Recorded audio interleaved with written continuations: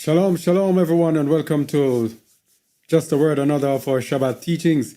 As you can see, the topic, the nations versus the saints, should be more aptly titled The Nations versus the Hidden Ones. So,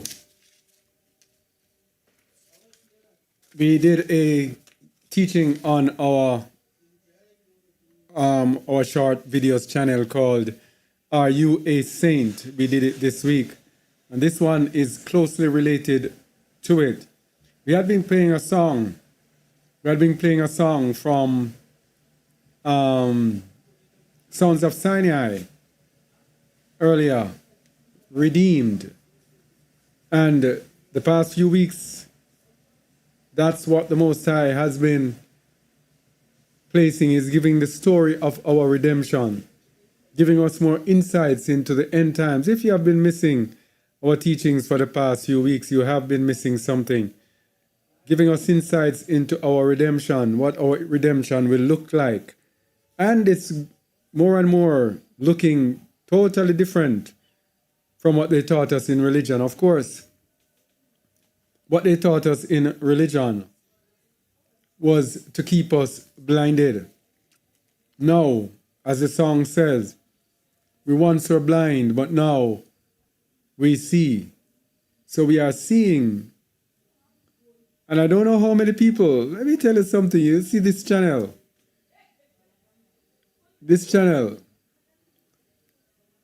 Because I am over YouTube sometimes.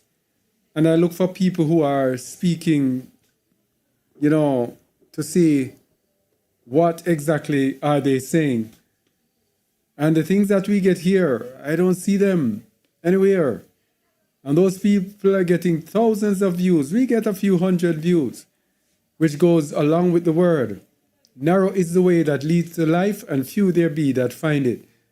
Please, you cherish what you get here. I'm telling you, cherish what you get here. Because when I move around, there are very few people I can actually listen to, because very few people are actually getting anything tangible. I'm telling you, cherish what you get here. Today, we are going to be looking at this end time battle that will take place, that is taking place, has been taking place for hundreds of years, will take place more so in the end. Now, this end time battle, the anti-Messiah versus the saints, is more aptly the anti-Messiah spirit working through the nations, battling the saints. The saints are the set-apart ones. We're going to look at the meaning of saints, and I think we should do that first. Let's look at the meaning of saints. A saint is the Hebrew word Kodesh. Let me get myself. The Hebrew word Kodesh. And the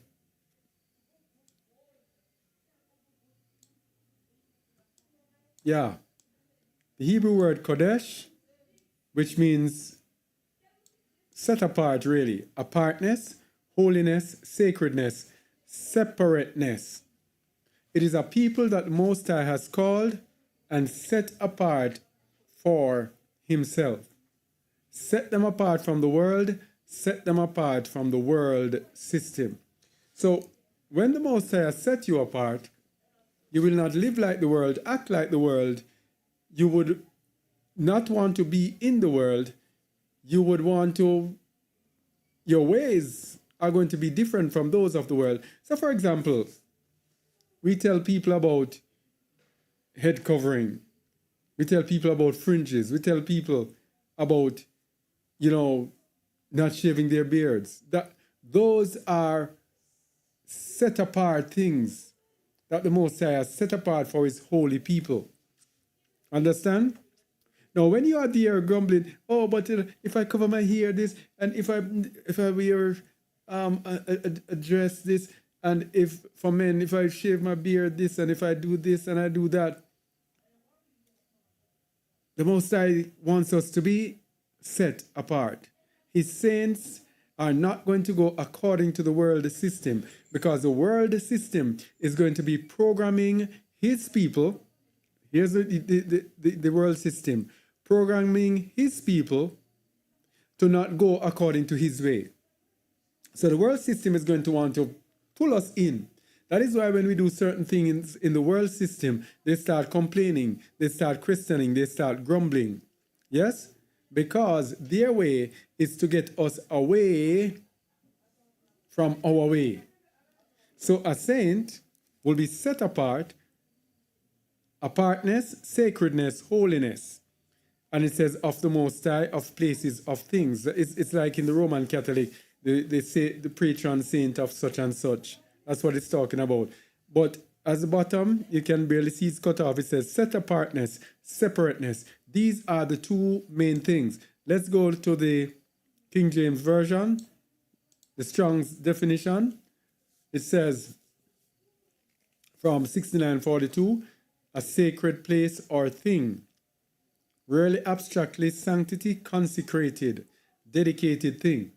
So a saint dedicated to the Most High is a servant of the Most High. A saint is not, you're not any ordinary believer. You have given up your life to serve the Most High. You are a tool in the Most High's hands. And so you only live to serve the Most High. Everything else in life is secondary. That is a saint. Hallowed. So a saint is going to be hallowed, holiness. A saint is going to be holy, is going to be Kodesh. So the saint is going to do that which is right in the eyes and the sight of the Most High, is going to do what is perfect in the eyes of the Most High. Most holy day, most holy portion, most holy thing, saint, sanctuary. So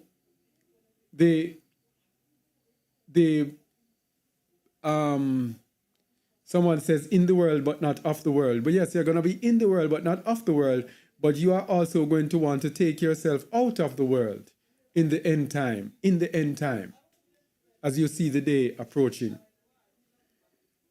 So anti-Messiah versus the saints, as I was saying, it is this world system led by the nations, through the nations, that is going to be against the saints of the Most High. Daniel 7:25 says, and he shall speak great words against the Most High, and shall wear out the saints of the Most High. So the anti-Messiah is going to try to wear out. How do you wear out someone? You try to get them away from the way. Because, as we have said before, the Most High called us to do what? To follow a way. So the anti-Messiah system is going to try to get us away from the way, to wear us out, to keep pummeling us with different things. And this is what they do today. Online, YouTube. They call them, controlled opposition. Everybody now today is a prophet. Everybody is a teacher. Everybody is called. Everybody. Man. There's an app called Threads that I've been on for the past few weeks. And man, it's amazing. The amount, everybody on there is an authority. Everybody is telling you, it's trying to teach you. This is the way, wearing out the saints of the Most High. And everybody is a prophet. This prophet comes and says that. That prophet comes and says, that one comes and says that. Wearing out the saints of the Most High. This doctrine comes. And every now and again, they push out another doctrine. There's a new doctrine that is out that I was hearing, because I don't go into them. I read something about it, about Christ consciousness. Yeah. This is what they do. Every now and again, they push out a doctrine. Yeah? Lunar Sabbath. Changing of times and laws. These are the things they do to wear out the saints. And if the saints are not stringent, if the saints are misled by one of the many, many people, a lot of people, online people.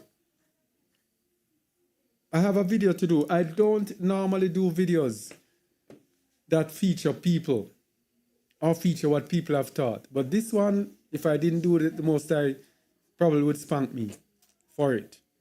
Yes? And it's coming from a group called IUIC. Man, oh man, oh man. These people are loading up people with false doctrines. Loading up people. And they look so nice in their purple and uniform. And when you look behind them, everything so beautiful and everything purple and gold. And you would think these are sent from the Most High. Let me tell you something, people. If you don't know who you're listening to today, you are going to be deceived. I'm telling you. You have to try to find someone who is a true saint of the Most High, who is a true servant of the Most High, who is not self-serving. Hey, I'm telling you, this world. So this anti-Messiah spirit sent out by the nations is meant to swallow up the saints of the Most High, to make sure that we cannot find the right way, to make sure that we follow their way. Shall wear out the saints of the Most High, and think to change times and laws. And they shall be given into his hand until a time and times and the dividing of time. But the judgment shall sit, and they shall take away his dominion, to consume and to destroy it unto the end. So they will only have a short time. Okay? They will only be there for a time. And the kingdom and dominion and the greatness of the kingdom under the whole heaven shall be given to the people of the saints of the Most High. So, the kingdom shall be given to the people of the saints of the Most High. That is why, look up top, that is why they shall wear out the saints.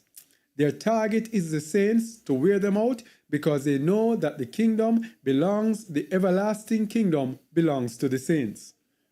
So they are the opposition. They hate the Most High. They hate his people. They want to rule this world forever. So they target those who they know will be ruling the world forever. Shall be given to the people of the saints of the Most High, whose kingdom is an everlasting kingdom, and all dominions shall serve and obey him. Yes. All right? So a saint is set apart, peculiar, different. So a saint is holy. Now the meaning of holy, kadosh, means sacred, ceremonially, or morally. So the whole idea, because in our teaching about the saints, what we looked at was the fact that the saints are going to be used by the Most High as his battle axe to do his work against the nations. And people might be tempted to believe, hey, the Most High wants bad men and you don't have to be holy. The saints have to be holy. It is the holy ones who are going to be given the authority to trample on sinners. Holy ones. You have to overcome sin. Okay? You have to be kadosh, or holy. All right?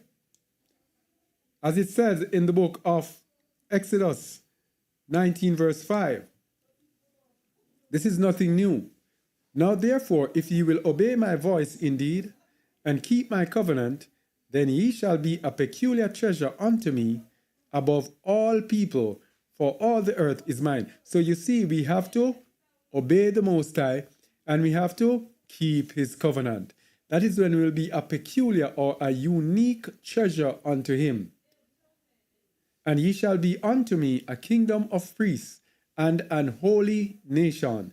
These are the words which thou shalt speak unto the children of Yasharal. So when we are obedient, that is when we will be set apart as his saints. So what is the task of the nations? The task of the nations is to ensure that we do not find the path, that we are out of line with the Most High.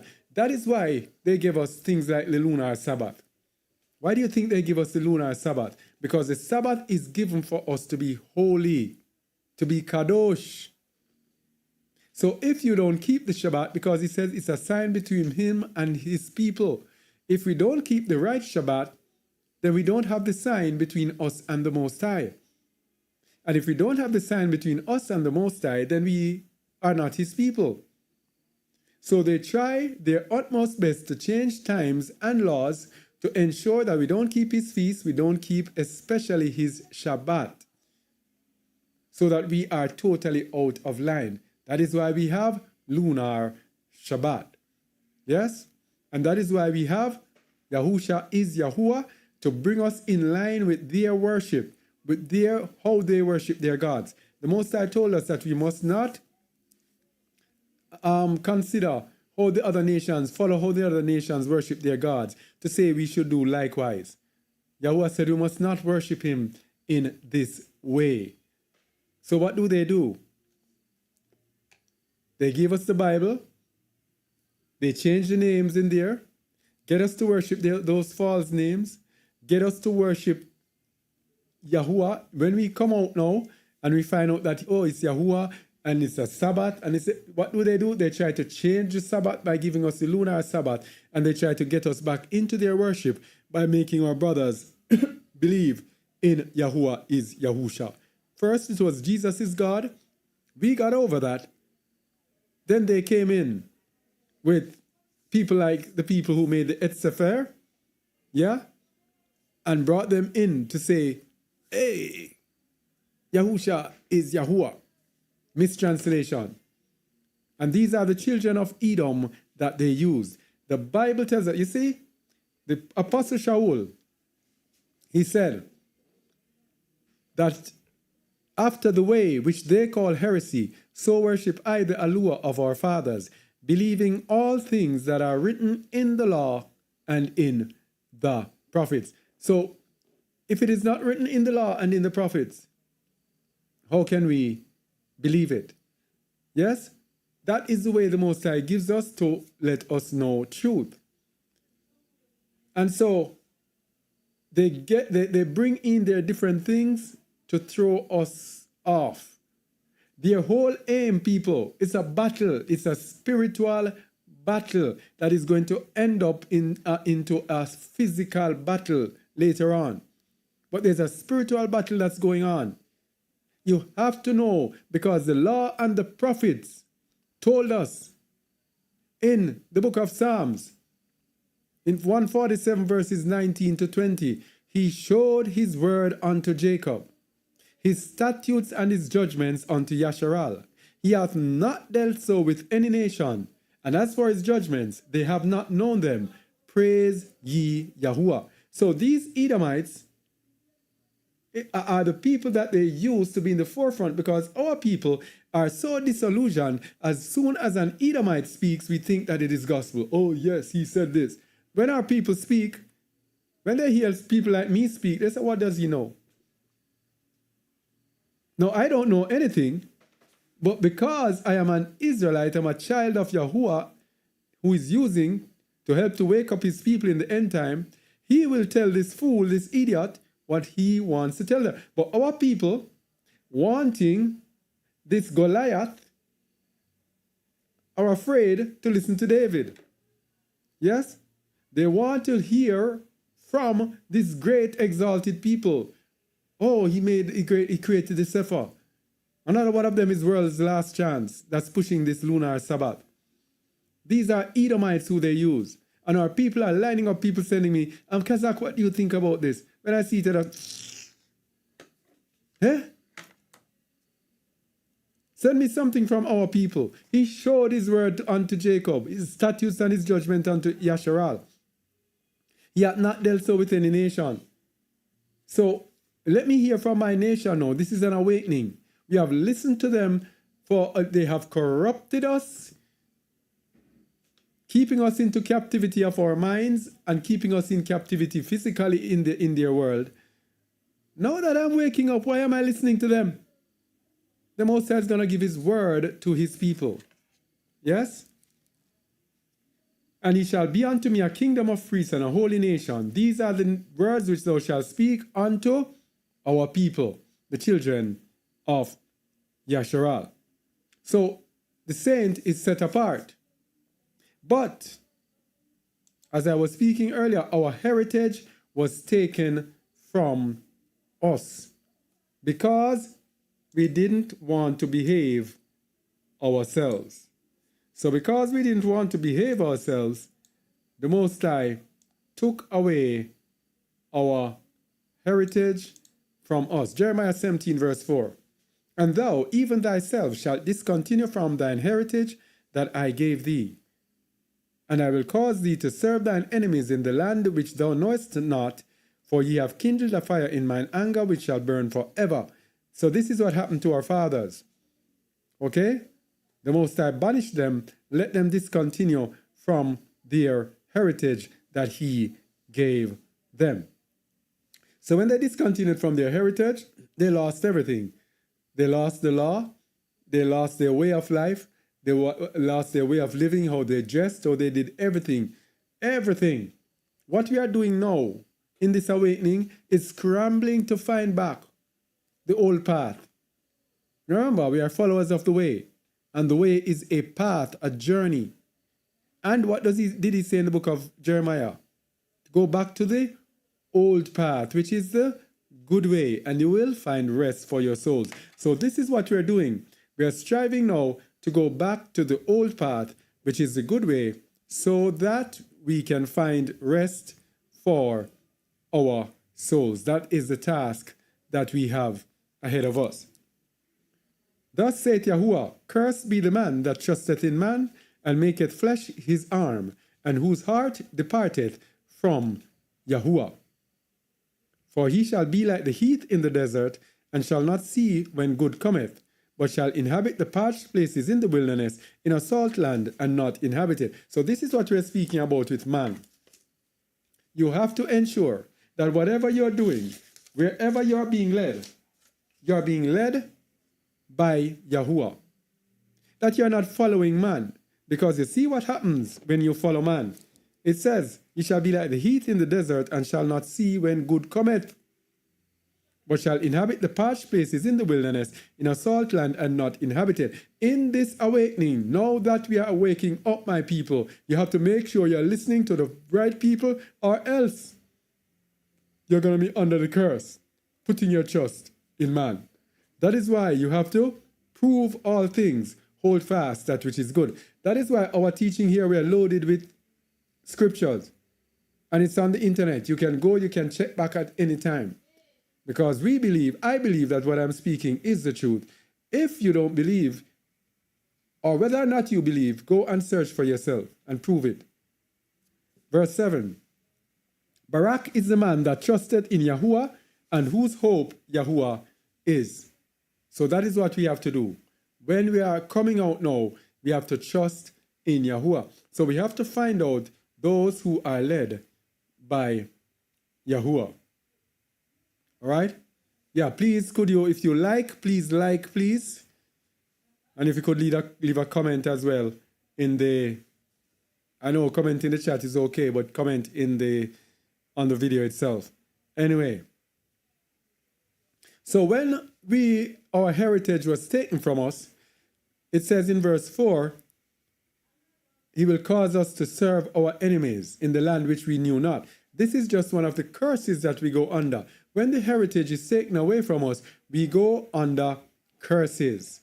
And it is these curses that we're going to look at. Some of the curses we got when our heritage was taken away from us. Just a few of them we're looking at. Deuteronomy 28 verses 28 to 29. Just a few of the curses that we went under. We get blessings for obeying and curses for disobeying. Yahuwah shall smite thee with madness and blindness and astonishment of heart. And thou shalt grope at noonday as the blind gropeth in darkness, and thou shalt not prosper in thy ways, and thou shalt be only oppressed and spoiled evermore, and no man shall save thee. So guess what? These curses are against us. It is like the Most High is siding with our enemies, because these are the things that our enemies want. And the Most High has condemned us to it because we would not believe, we would not obey. So it says he will smite us with madness.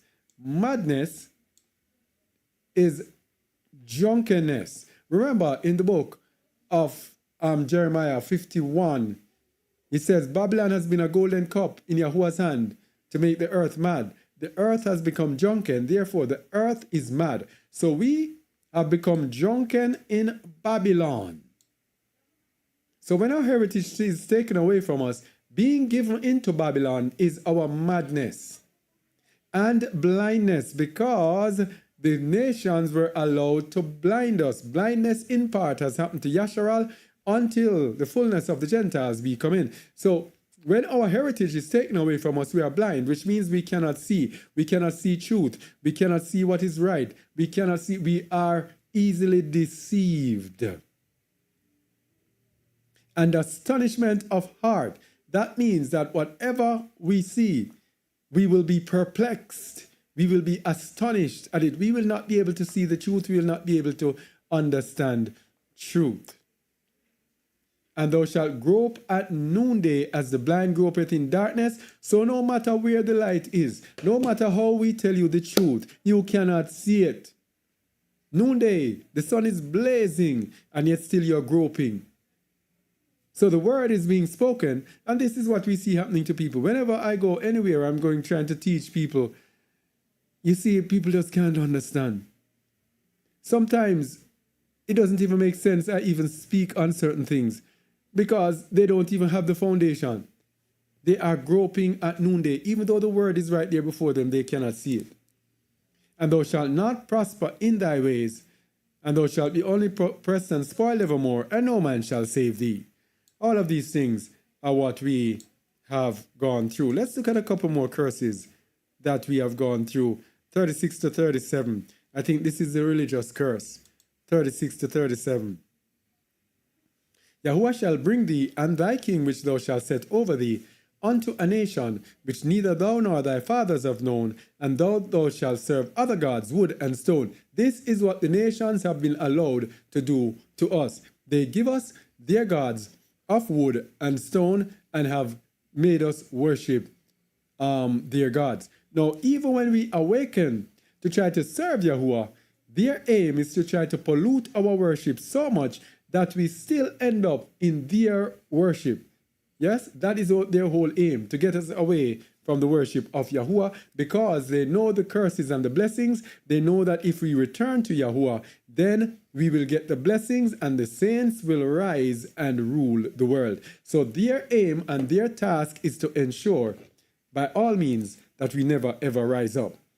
And thou shalt become an astonishment, a proverb, and a byword among all nations, whither Yahuwah shall lead thee. And this is it. The nations mock us. They call us fools. They call us Niggers, Niggers.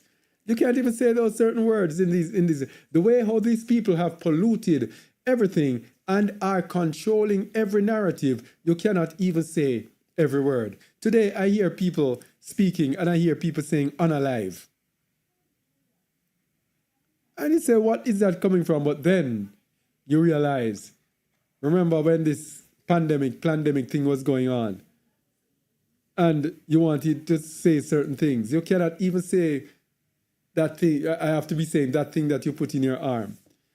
So instead of saying KILL, they have to use unalive, because the algorithms, because we are controlled, people, by computers. So the computer, the artificial intelligence algorithm don't like certain words, so people cannot say it anymore. So let me continue with some more. 41 and then 45 to 48. There are too many, so we're just picking a few. Thou shalt beget sons and daughters, but thou shalt not enjoy them, for they shall go into captivity. Now, this happened into slavery, but today, this is evident today among our people. You know, when the Edomites, when they have their children, they are able to raise their children nice. And their children grow and grow properly. They go to college, university, and they grow and they become nice people. And they, most oftentimes, they surpass their parents. If their parents have a business, they inherit the business. With our people, it's not so. We go into captivity. The system holds us captive. And so, because the system holds us captive, we might grow up and our children grow. Our young men start selling drugs. Our daughters started acting like prostitutes, sleeping here and there and everything. Captivity to the system. You can just compare to know the curses, how the children of the other nations are grown compared to our children. 45 to 48. Moreover, all these curses shall come upon thee, and shall pursue thee, and overtake thee, till thou be destroyed. That's what's happening to our people, or has happened. Because thou hearkenest not unto the voice of Yahuwah thy Elohah, to keep his commandments and his statutes which he commanded thee. So all of this destruction is because we do not keep his commandments and his statutes. It is the duty of the saints. The saints, you cannot be a saint unless you are keeping his commandments, unless you are walking in righteousness before him. And verse 46 says, and they shall be upon thee for a sign and for a wonder, and upon thy seed forever. So this is how you know the children of Yasharal. I go on certain threads and I see people rejecting who you are. Oh, you're not children of Israel. You're lying. You're claiming a false heritage and everything. Here it is. You just have to look at these signs that are upon our people. And upon our seeds forever it shall be. And verse 64 again is the religious one. The religious one is so important that they placed it twice. And Yahuwah shall scatter thee among all people, from the one end of the earth even unto the other, and there thou shalt serve other Elohim, which neither thou nor thy fathers have known, even wood and stone. Twice they put it in the curses, because religion is such a powerful tool against our people. But through Yahushua HaMashiach, we receive our redemption. Through the Messiah, we receive our redemption. Psalms 137 verse 7. No, this is the wrong one.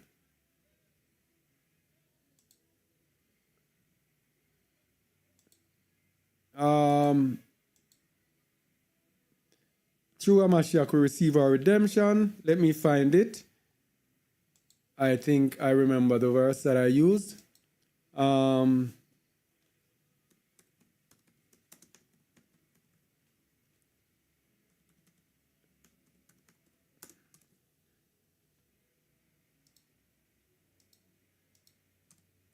Galatians 3:13.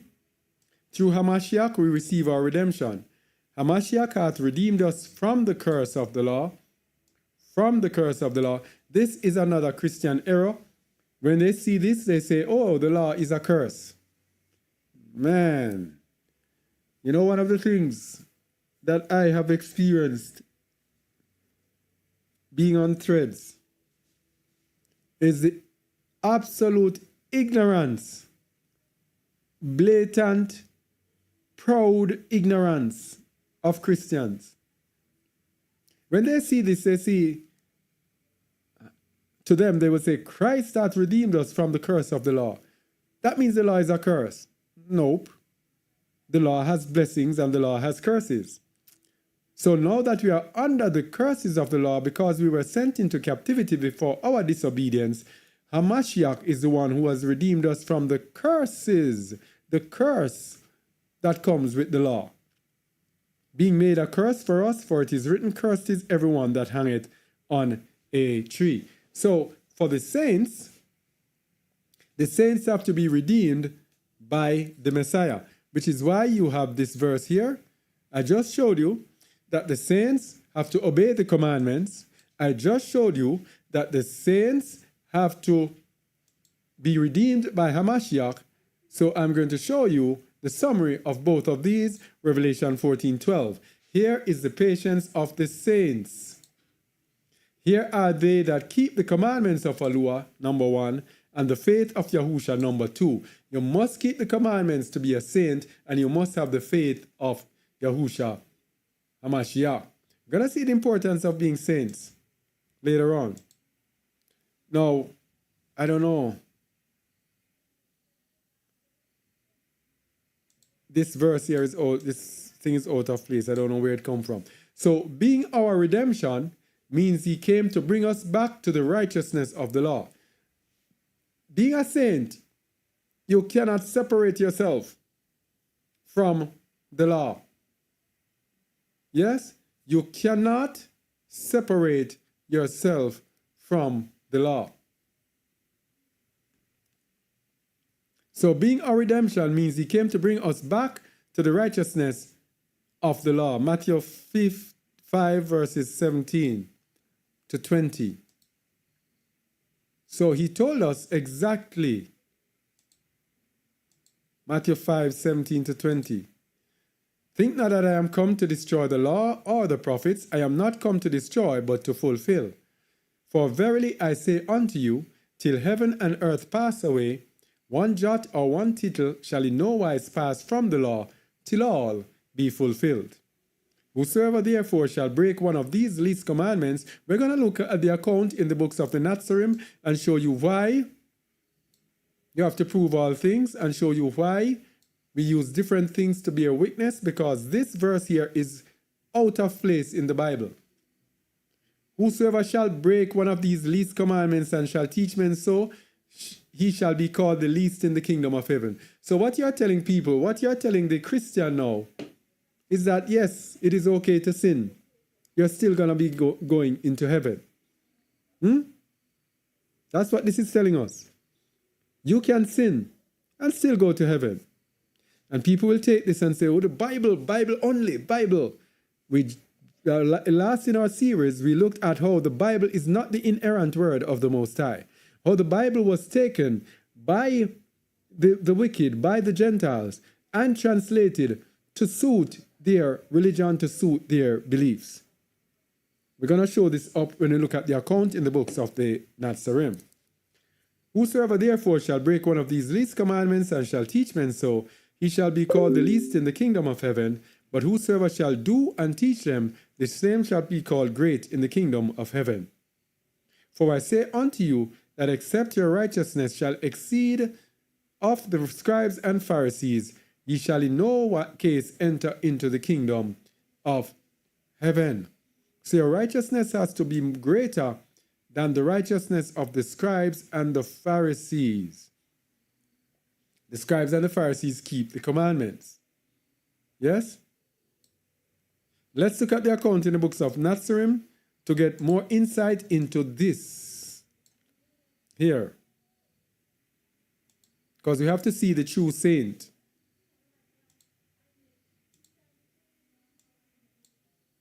All right, let's go to the books of the Nazarene. What is it? Why is it doing that? All right. Yeah, it's on. It's page 93.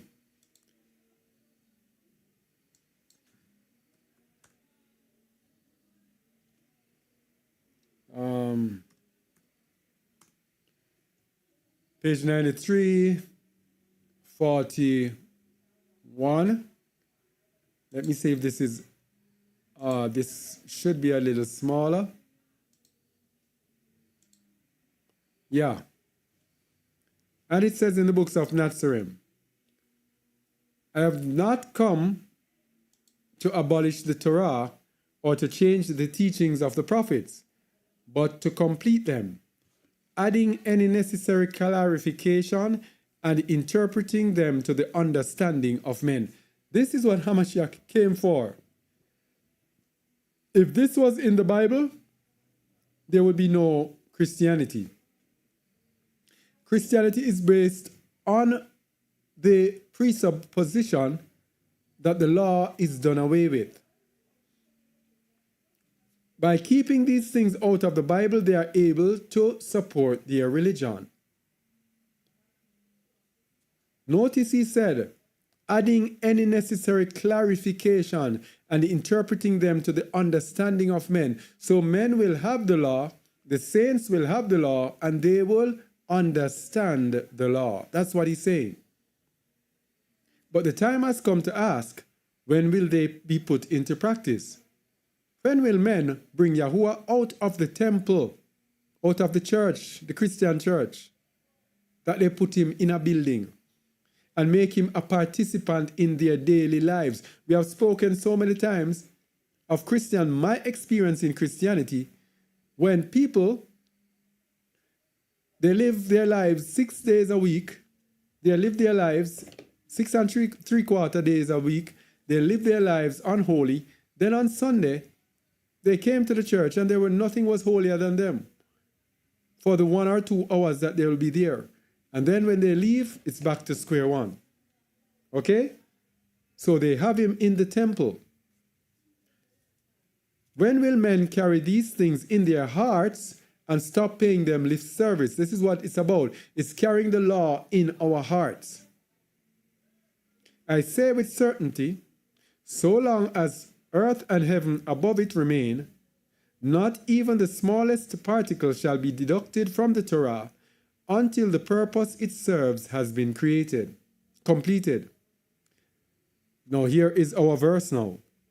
Therefore, if anyone try to avoid even the least obligation imposed by the Torah, or to set aside the slightest of its restrictions, or teach others to do the same, he will be an insignificant thing in the time to come, in the life to come. You see it?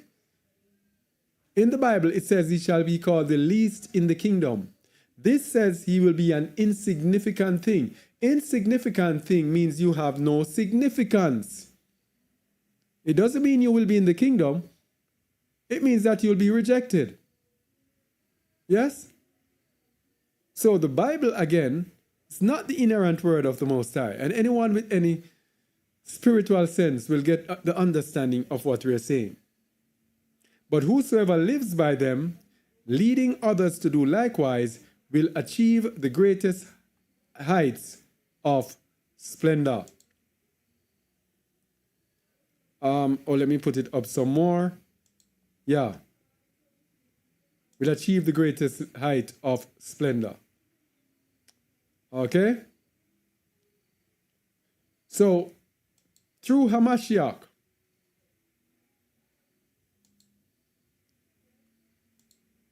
this one here needs to come down some more.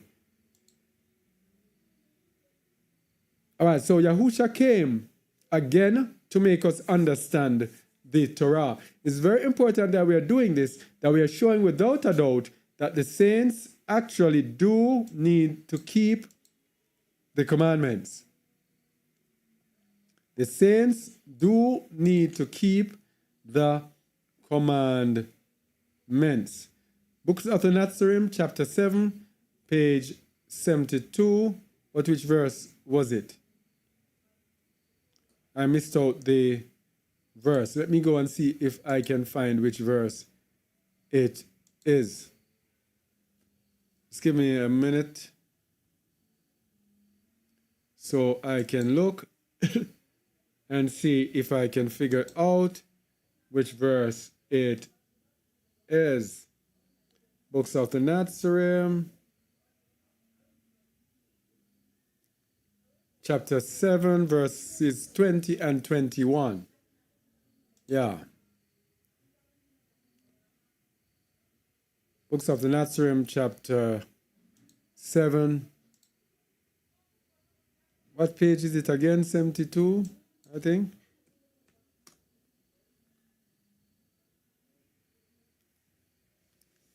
All right.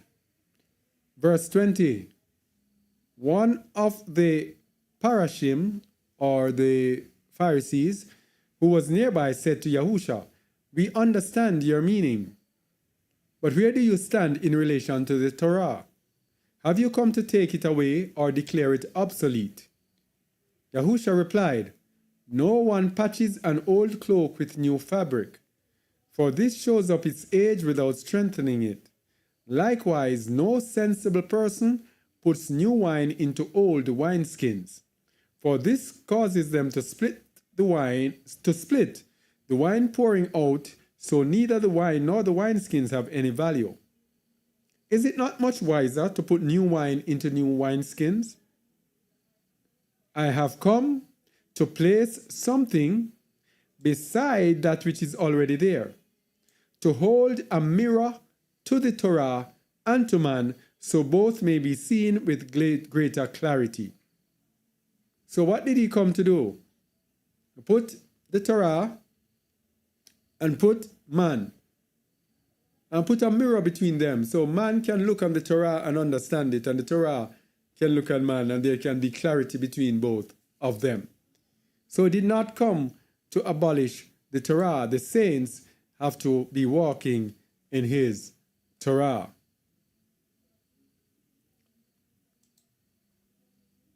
All right, let me get this finally and find a place to put him, please.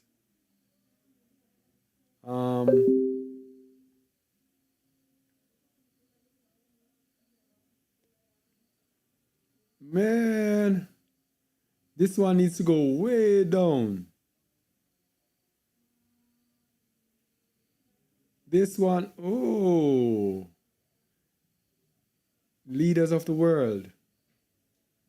Oh, this one needs to go way, way down. Let me get rid of him, please. Let me get rid of him.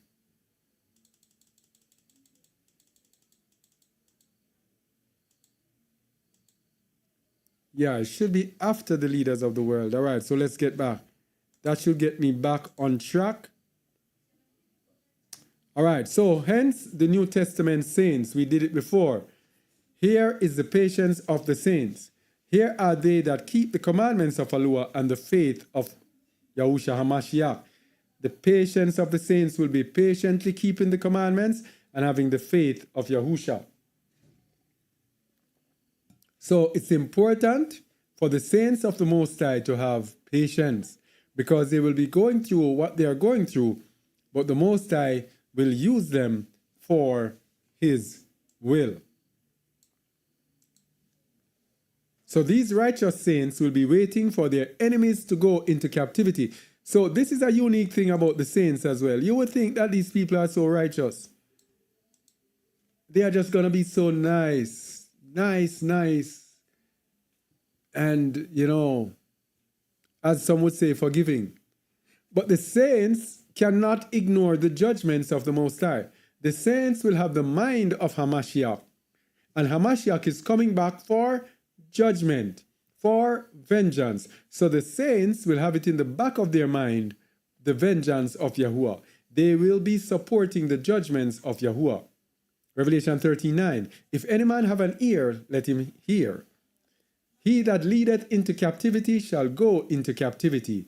He that killeth with the sword must be killed with the sword. Here is the patience and the faith of the saints. The saints will be patiently waiting for those who led them into captivity to go into captivity. So if you are one of those who don't care and not looking forward to the servitude of those who led us into captivity, then you are against the will of the Most High. You are an enemy of the Most High. So these righteous saints will be used to execute Yahuwah's vengeance, Yahuwah's end-time vengeance. So if you are not waiting for your captors to be put into captivity, when the Most High activates you and instructs you to carry out His judgments, you are going to do what? You're going to reject it. So let me tell you something. The Most High has some fired up people all over this world. Some fired up people who are willing, ready, and able to execute the Most High's judgment. Yes? Micah 5:7-15. Micaiah 5, 7-15. And the remnant of Jacob shall be in the midst of many people, as a dew from Yahuwah, as the showers upon the grass, that tarrieth not for man, nor waiteth for the sons of men.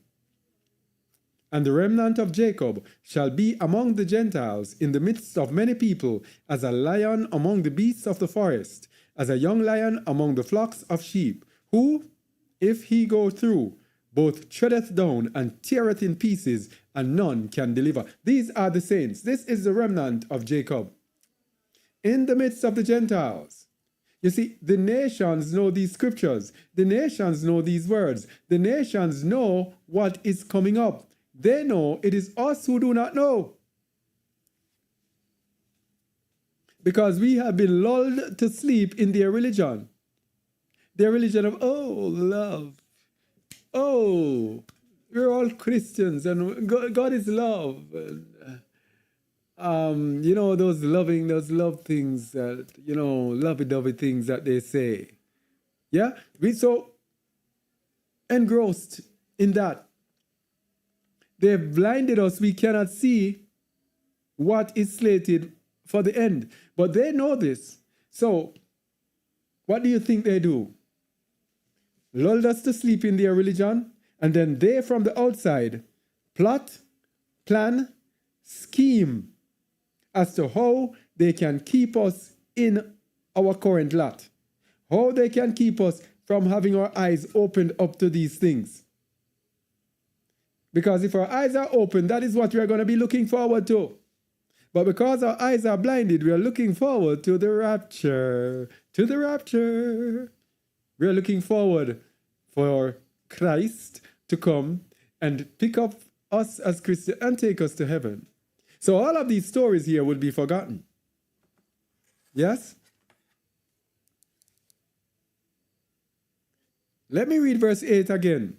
And the remnant of I hope I can finish today's thing, because today's teaching has so much to it, so much insights and explaining to it. I hope I can finish it. And the remnant of Jacob shall be among the Gentiles in the midst of many people, as a lion among the beasts of the forest, as a young lion among the flocks of sheep, who, if he go through, both treadeth down and teareth in pieces, and none can deliver. Thine hand shall be lifted up upon thine adversaries, and all thine enemies shall be cut off. Hey! And it shall come to pass in that day, saith Yahuwah, that I will cut off thy horses out of the midst of thee, and I will destroy thy chariots. And I will cut off the cities of thy land, and throw down all the strongholds. And I will cut off witchcrafts out of thine hand, and thou shalt have no more soothsayers. This is when he has declared the remnant, the end time remnant. Our land, our people will be purged. Thy graven images also will I cut off, and thy standing images out of the midst of thee, and thou shalt no more worship the work of thine hands. And I will pluck up the groves out of the midst of thee, so will I destroy thy cities. And I will execute vengeance in anger and fury upon the heathen, such as they have not heard. He is going to use his people, the remnant of Jacob among the Gentiles, as a young lion, like a young lion in the forest. When he goes through and tear it to pieces, none can deliver out of his hand. That is how the Most High will execute vengeance in anger and fury upon the heathen. Ah, this is sweet. You see the Most High, you know how this is sweet? To show the Most High is just. Because they gave us this G.O.D. They gave us this G.O.D. It's like, let's forgive everybody. Let us do all of this wickedness. And we go through slavery. And you made no account of our labors. And you exploited us. And you lived rich. And even though we enriched you, you still hate us. You wicked scamps. Our people's labor have enriched you.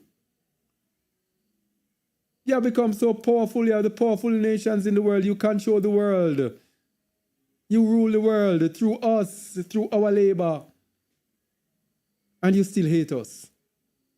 Imagine you should be fetting us. You should be celebrating us. We should be getting a special free money every month. Our people, as long as you are our people, you get this amount for what we have done for you. And you still hate us. And the Most High is right there and seeing all of this. And he's seeing all of this.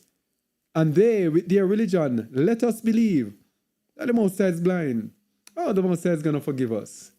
As long as you say you're a Christian, as long as you have Christ, yeah, you're good. He's going to forgive you. And then you're going to exploit all of these people.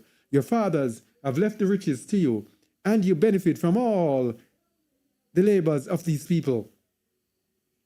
And you still despise these people. Imagine, you say you're a believer, and you still despise the people of the Most High. And yet still he's going to rapture you and bring you to... Are you an idiot? Are you an idiot? Yahuwah is not mocked. That's why I love my Father. Because he is just. He is just. And he's going to use his saints to give you a right whipping. The same little silly, stupid, dumb people that you see.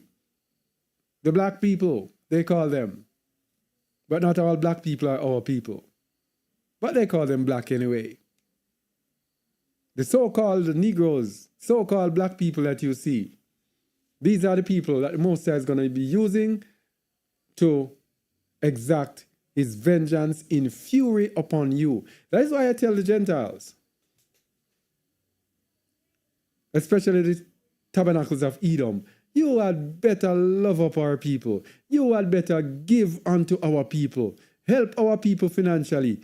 Help them spiritually. Help them any ali you can help them. Because Yahuwah's wrath is upon you, is upon your fathers, is upon your generations, upon your children for what your people have done to them. But Yahuwah is just. Yahuwah is true. Yahuwah is right and he is sure. I love my Father. Psalms 149, 1-9. So you're there thinking everything is okay. Well, he has raised up people like me to show you so that you have an opportunity to repent, to turn around. Nothing should be too good for you to do for his people. Because the Most High, he looks on your charity, he looks on your giving. Because, what did he say again? Is it in the book of Peter? That it covers a multitude of sins. So let me see. Where did I see this again?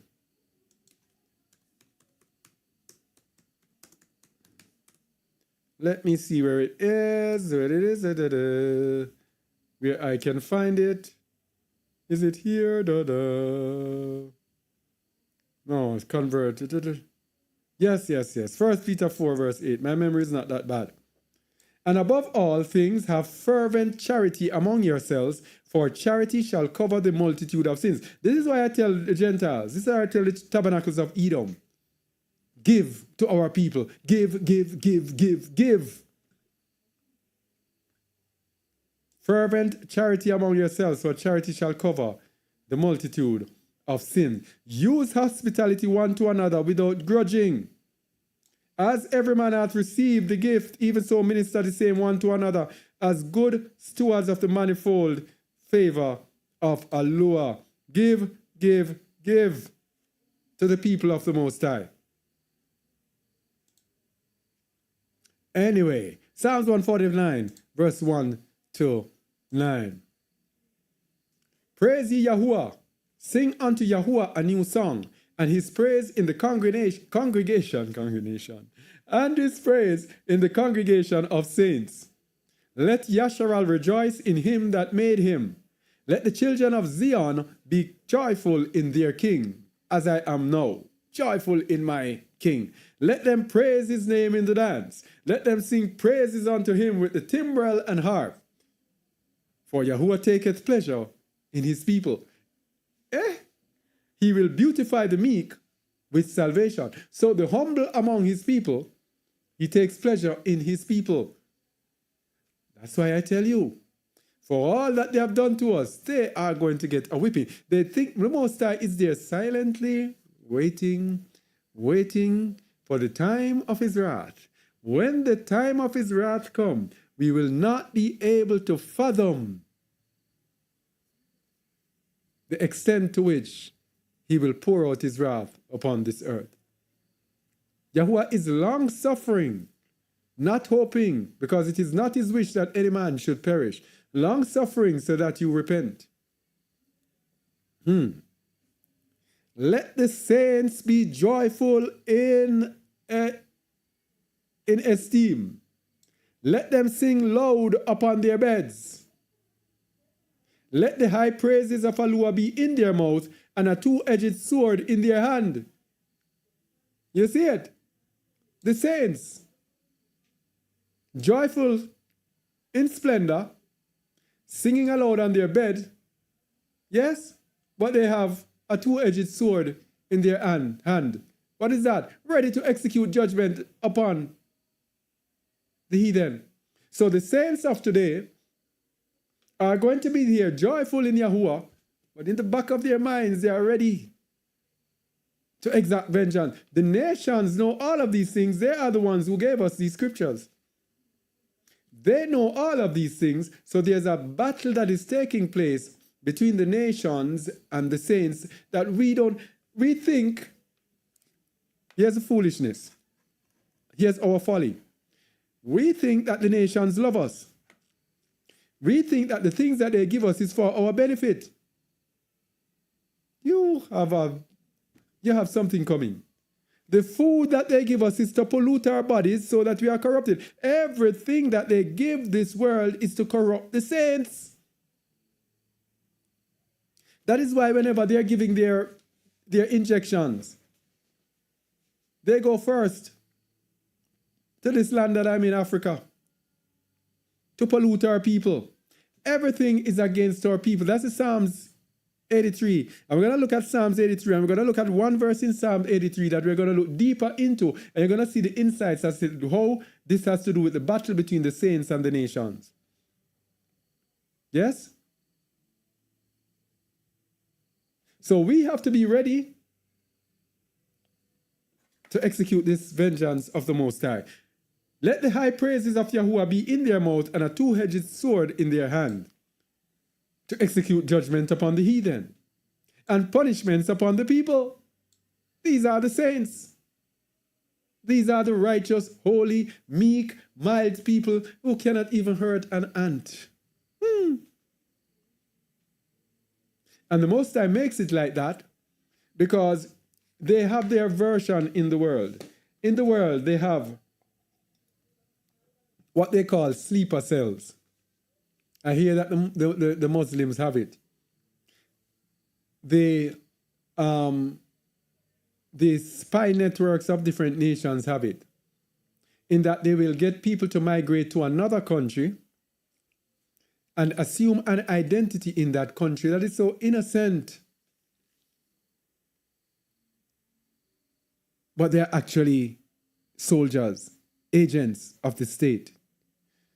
So they will live a life in that country 10, 5, 1, 2, 5, 10, 15, 20, 30, 40 years, waiting to be activated, waiting to hear and get a signal of their activation, and then they turn and they attack wherever they are. So they will be, for example, in the United States, living in the United States as Americans, take on American citizenship, and be there living in America, living the American dreams, getting rich in America, comfortable, have their family, their wives and their children and everything.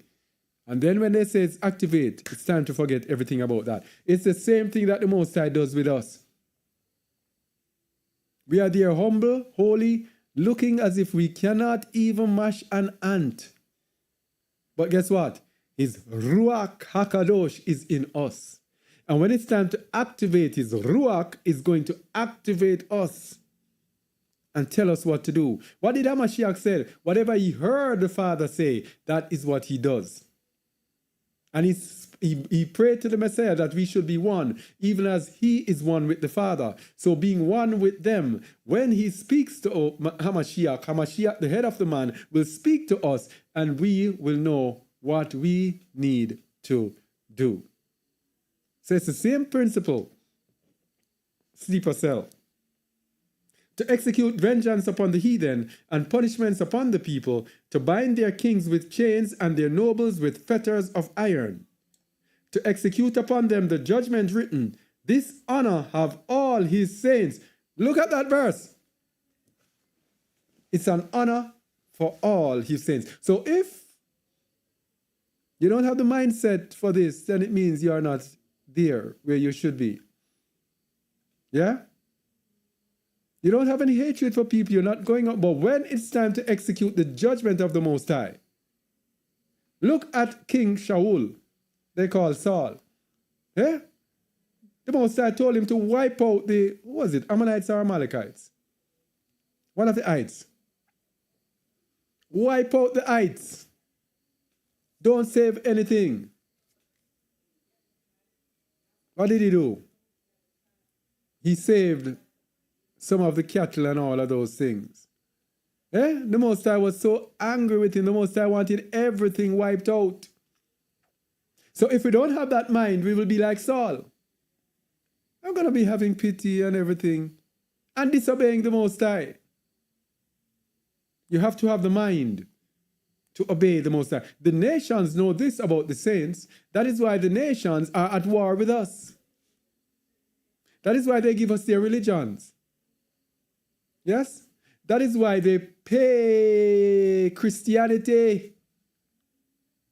That is why they give them tax-free status. They get land, they don't pay taxes for the land. The pastor does not pay. They just take their money and do whatever they want with it. Don't you see that something is wrong?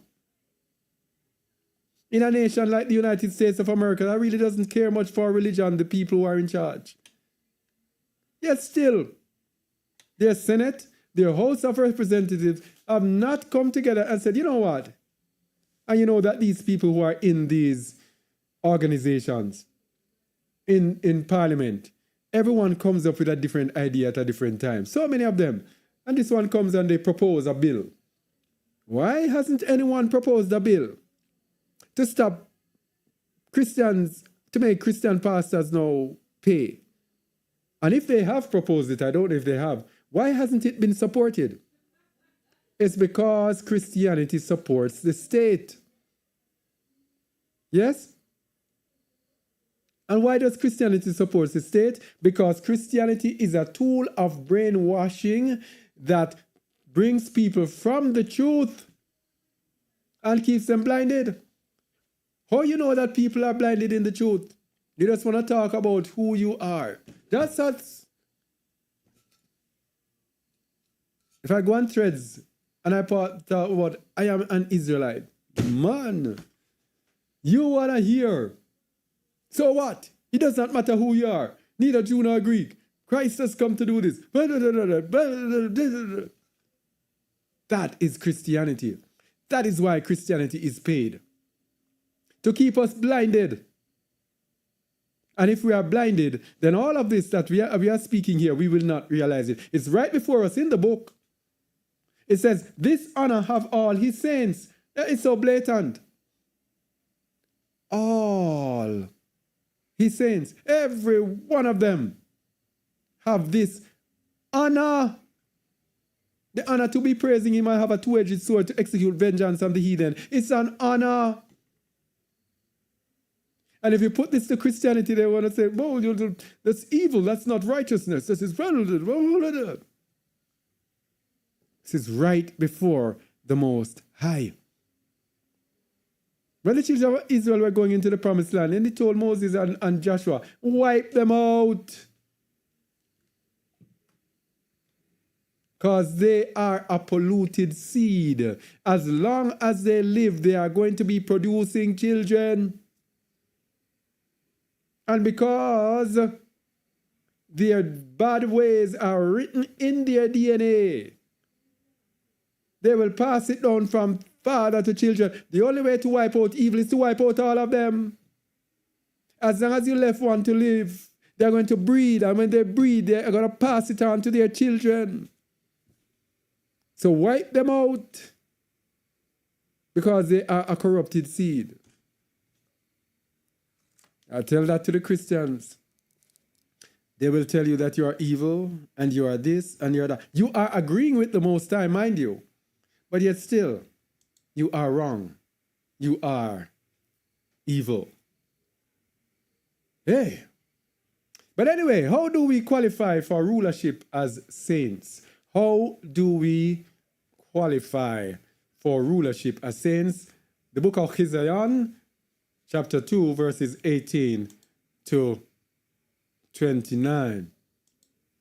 Revelation 2, 18 to 29. And unto the angel, or the Malach, of the assembly in Thyatira write, These things saith the son of Alua, who hath his eyes like unto a flame of fire, and his feet are like fine brass.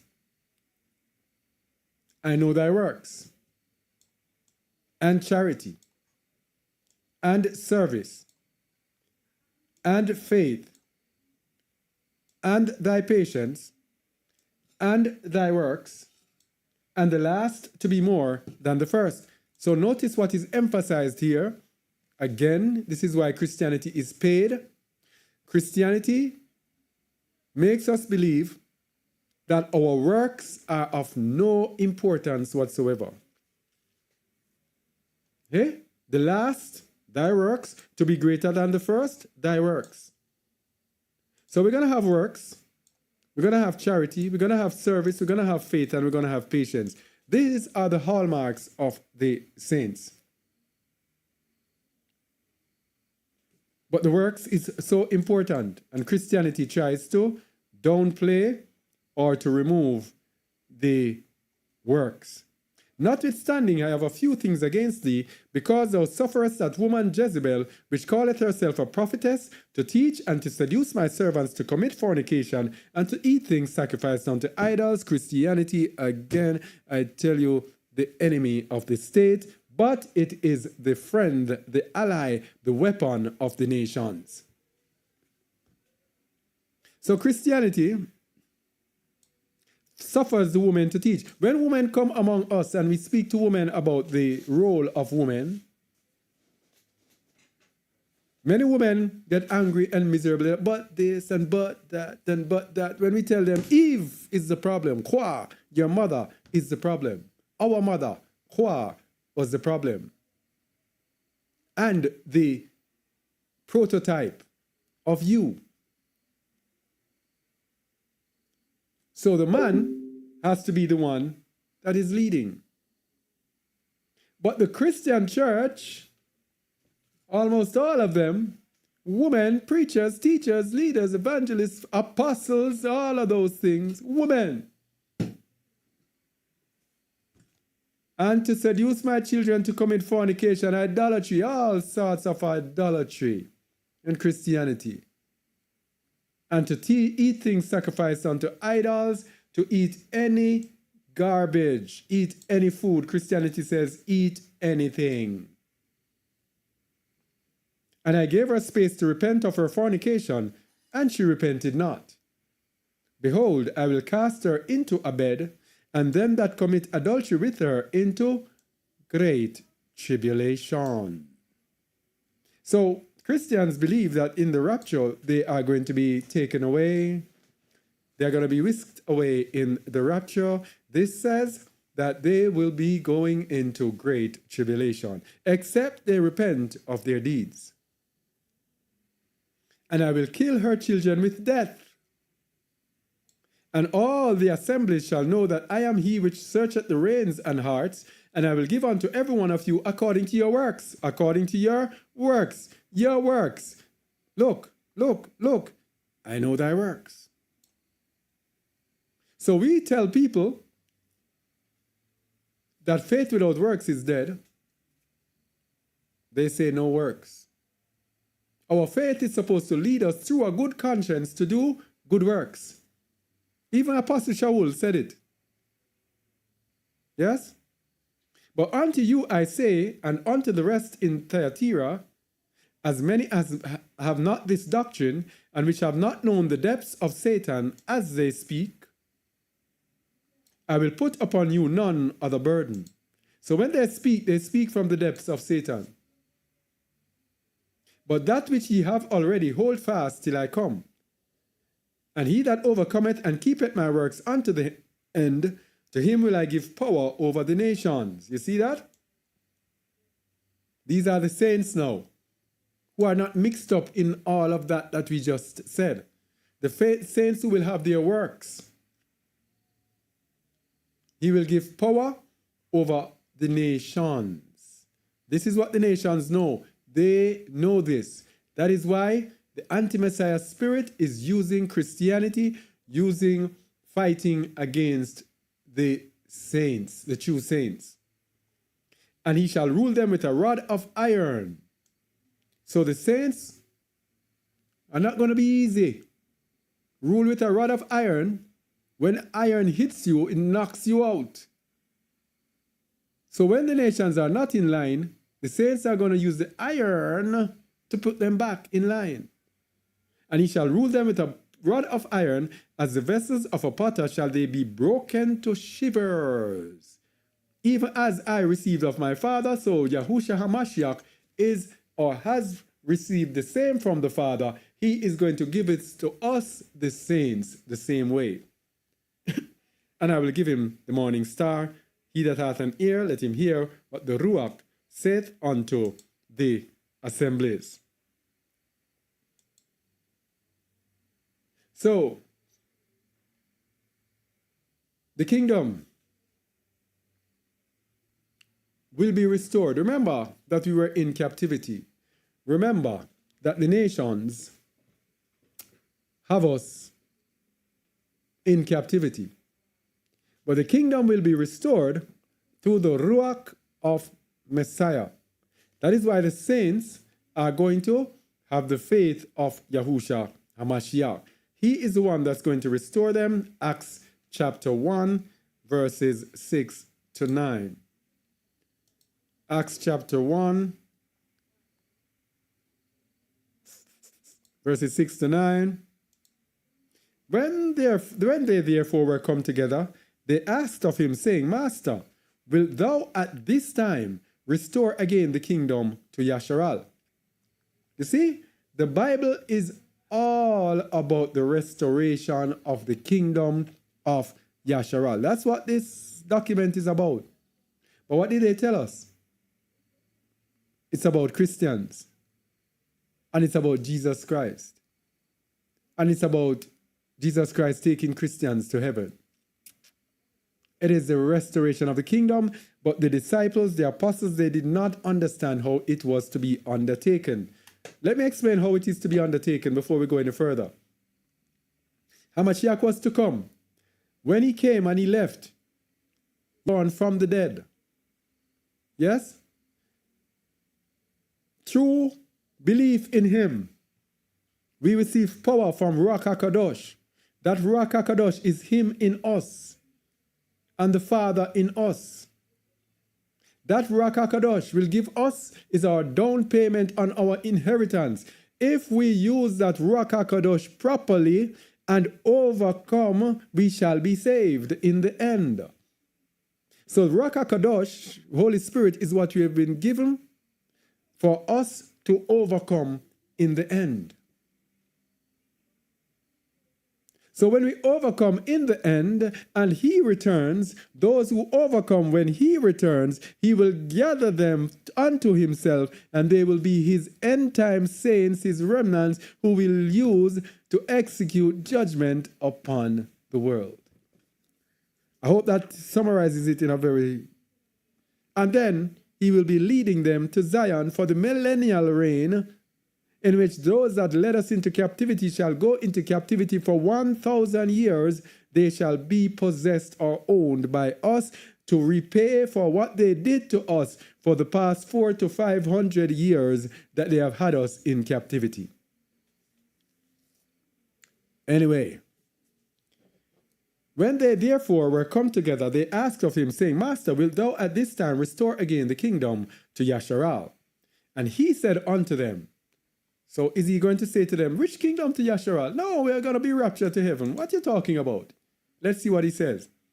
And he said unto them, it is not for you to know the times or the seasons which the Father hath put in his own power. So the Father has his plan, and our ways are not his ways, nor his ways our ways. So his way is to do it as I just explained to you. But ye shall receive power. After that Ruach HaKadosh is come upon you, and ye shall be witnesses unto me both in Jerusalem and in all Yehudah and in Samaria and unto the uttermost part of the earth. So wherever our people are, and even where our people are not, the word must go out through the power of the Ruach. So when Hamashiach left, he left the Ruach, and it is the Ruach that is going to empower them to be witnesses unto him. All right. So I hope we're going on fine. Let's go. Luke 19:27, and to show you that their version of Christianity is a fallacy, Luke 19:27 is a very profound verse. I don't know how they left it in there. It's very profound. But the Most High made them do it.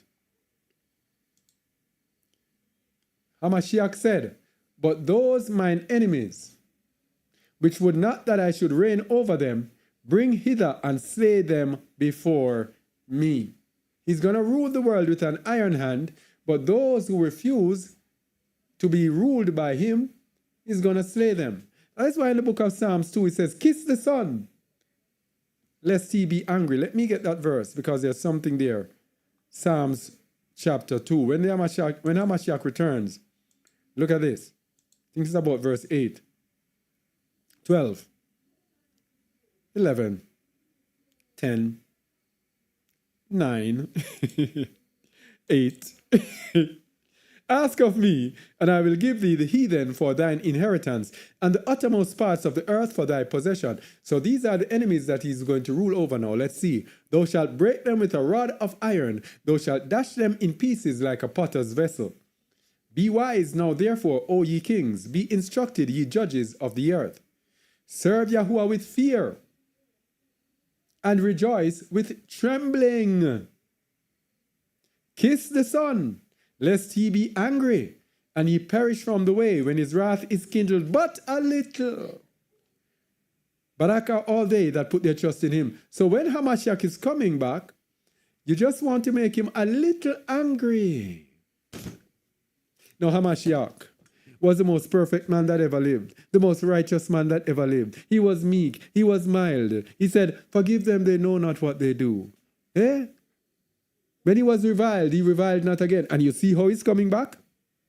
It's the same thing with the saints. The saints are going to be righteous. They're going to be holy. They're going to be so kadosh. Oh, so perfect. But when it's time for activation, when the time comes, the righteousness that is in them, the righteousness is going to produce a righteous judgment as of the Old Testament. As of the Old Testament judgment. Moses was said to be the meekest man that was in the face of the earth. And look what Moses did. When the children of Israel went into idolatry, Moses says, put every man on his weapon and go kill your brother. Because that is what Yahuwah said. That is the righteousness of the saints. Yeah? I'm not preaching any violence here. Don't think I'm preaching any violence. I'm just saying that this is how it is. It is what it is. And they know that this is what it is. Okay? Barak are all they that put their trust in him. So where was I? Again. When I came here. Oh, Luke 19:27. Revelation 19:11 to 15. Revelation 19:11 to 15.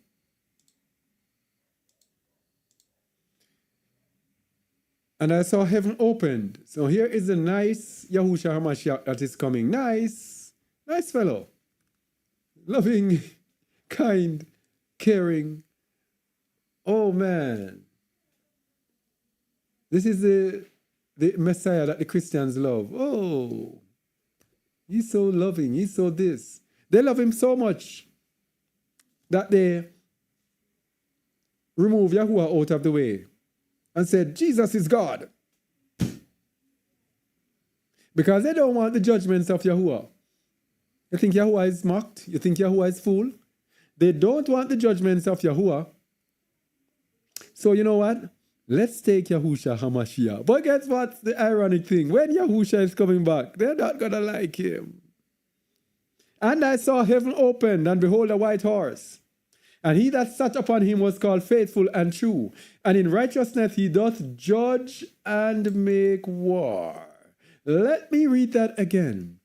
In righteousness he doth judge and make war. This loving Jesus that you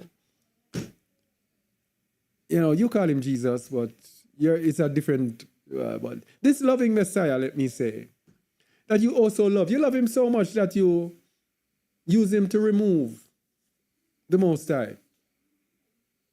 Jesus is God. Because you don't want to have anything to do with the mighty one of Yasharal. In righteousness, he's going to judge and make war. His eyes were as a flame of fire.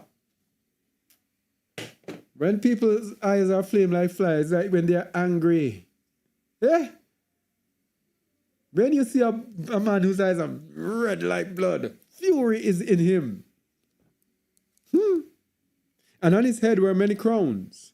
And he had a name written that no man knew but he himself.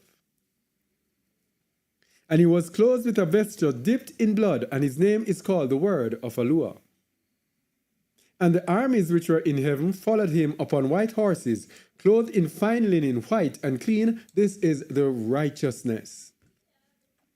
And these are yet what? Armies. They're righteous people.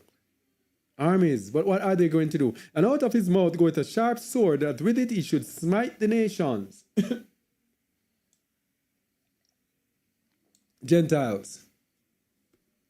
And he shall rule them with a rod of iron, and he treadeth the winepress of the fierceness and wrath of Almighty Yahuwah. He treadeth the winepress of the fierceness and wrath of Yahuwah. So Yahuwah is going to execute all of his fierceness of his wrath, is going to pour through Yahushua HaMashiach. And he hath on his vesture and on his thigh a name written, King of Kings and Masters of Masters. And I saw a Malach standing in the sun, and he cried with a loud voice, saying to all the fowls that fly in the midst of Shamayim, Come and gather yourselves together unto the supper of the great Elohim. Most people don't know Yahuwah. Yahuwah don't play. That they may eat the flesh of kings. It's going to be a bloodbath. And the flesh of captains, and the flesh of mighty men, and the flesh of horses, and of them that sit on them, and the flesh of all men, both free and bond, both small and great. And I saw the beast and the kings of the earth and their armies gathered together to make war against him that sat on the horse and against his army. The saints will be in his army. And the beast was taken, and with him the false prophet that wrought miracles before him, with which he would deceive them that had received the mark of the beast, and them that worshipped his image. These both were cast alive into a lake of fire with brimstone. And the remnant were slain with the sword of him that sat upon the horse. This is a Mashiach, which sword proceeded out of his mouth, and all the foes were filled with their flesh. Death to all the infidels, the heathen. Anyway, so the nations know the dangers of this, and they know the dangers of us rising. Because when we rise, this is what's going to happen. When we go to the book of Deuteronomy, we speak a lot about the curses. What about the blessings? These are the blessings that await us and the nations know. Now, people, I want you to continue watching this. You're going to get great insights into our salvation. And it shall come to pass, if thou shalt hearken diligently unto the voice of Yahuwah thy Elohah, to observe and to do all his commandments which I command thee this day, that Yahuwah thy Elohah will set thee on high above all nations of the earth. This is what they are trying to prevent. That is why we are given Christianity and Islam and all Anity and Dalai Lama and all sorts of things are supported by them. And all these barakah shall come on thee and overtake thee, if thou shalt hearken unto the voice of Yahuwah thy Elohah. This is what they know will happen to us. This is what they are enjoying. So if they keep us where we are, they will continue to enjoy these things and we will be devoid of them. This is what is going to happen to us, the saints, when we overcome in the end. Barak shalt thou be in the city, and Barak shalt thou be in the field. Barak shall be the fruit of thy body, and the fruit of thy ground, and the fruit of thy cattle, the increase of thy kind, and the flocks of thy sheep. We have been, all of this has eluded us at this moment. Barak shall be thy basket and thy store. Barak shalt thou be when thou comest in, and Barak shalt thou be when thou goest out. Yahuwah shall cause thine enemies that rise up against thee to be smitten before thy face. That's it. They are our enemies. They know if we rise up and walk as saints, then we are going to defeat them. So guess what? Keep them blinded. That's what they are thinking. Keep them blinded and we are good. They shall come out against thee one way and flee before thee 7 ways. So they are going to set up their people to deceive us. So that is why their people lead different religions. And when our people are waking up and coming out now, people are sending me videos by Edomites. People, stop it. Please. Stop it. They shall come out against thee one way and flee before thee 7 ways. That's how much we'll have over them. Yahuwah shall command the blessing upon thee in thy storehouses, and in all that thou settest thine hand unto do, and he shall barak thee in the land which Yahuwah thy Elohah giveth thee. This is what they don't want. Because if this happens, everything is going to be turned upside down. Yes? This is what we have to pursue, people. We have to pursue righteousness, so that we can partake of this, that this day can come. Yahuwah shall establish thee an holy people unto himself, as he hath sworn unto thee, if thou shalt keep the commandments of Yahuwah thy Elohah and walk in his ways. And all people of the earth shall see that thou art called by the name of Yahuwah, and they shall be afraid of thee. Man, oh man, this is lovely. Who is afraid of the Negro? The Negro has no army. They have no powerful leader. They have no powerful country. They have no powerful land. They have no rich. They don't have the riches of the world. They don't dictate anything. They are just there.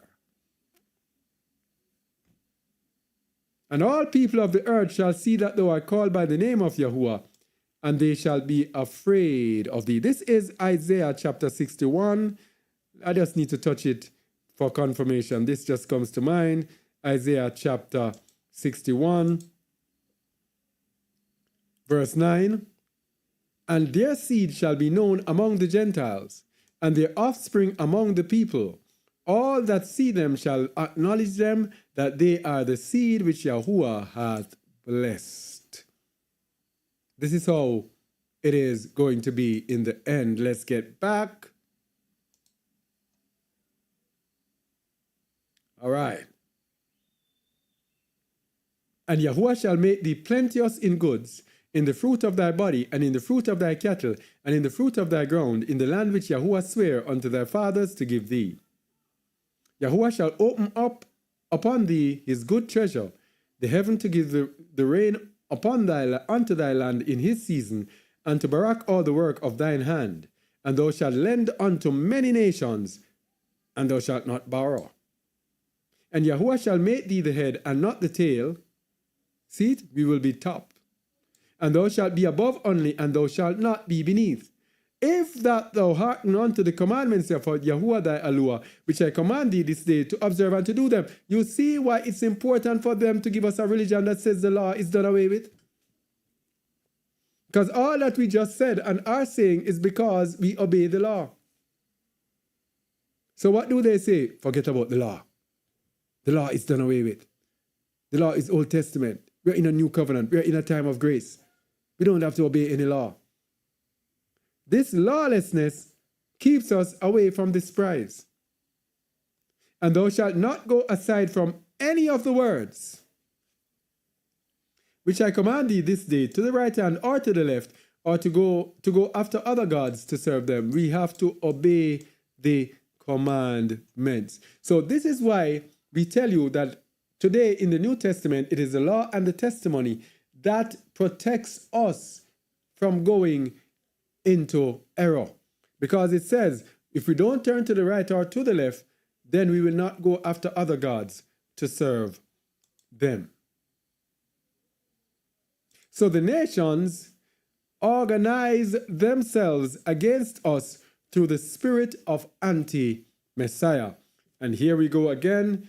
People, please do not stone me.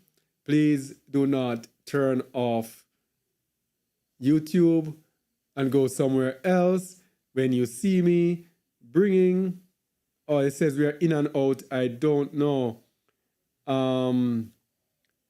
I think it's because of the internet. But the thing is good. Reception is good. Anyway, so please do not abuse me verbally for using Psalms 83 again. But this time we're going to get a little more insight into verse 3. Okay? This Psalms 83 is so important, my people. It is so important. We have to keep using it every week. All right, apologies aside, let's go down to the nitty-gritty. Psalms 83. I know you know it by heart. A song or psalm of Esau. Keep not thou silence, O Alua. Hold not thy peace, and be not still, O Alua. For lo, thine enemies make a tumult, and they that hate thee have lifted up the head. They have taken crafty counsel against thy people, and consulted against thy hidden ones. Now, yesterday, or was it day before? Well, my memory is not so good. Yesterday or day before. Anyway, I had already set up this teaching. But I was going on, can I see my face a little bigger?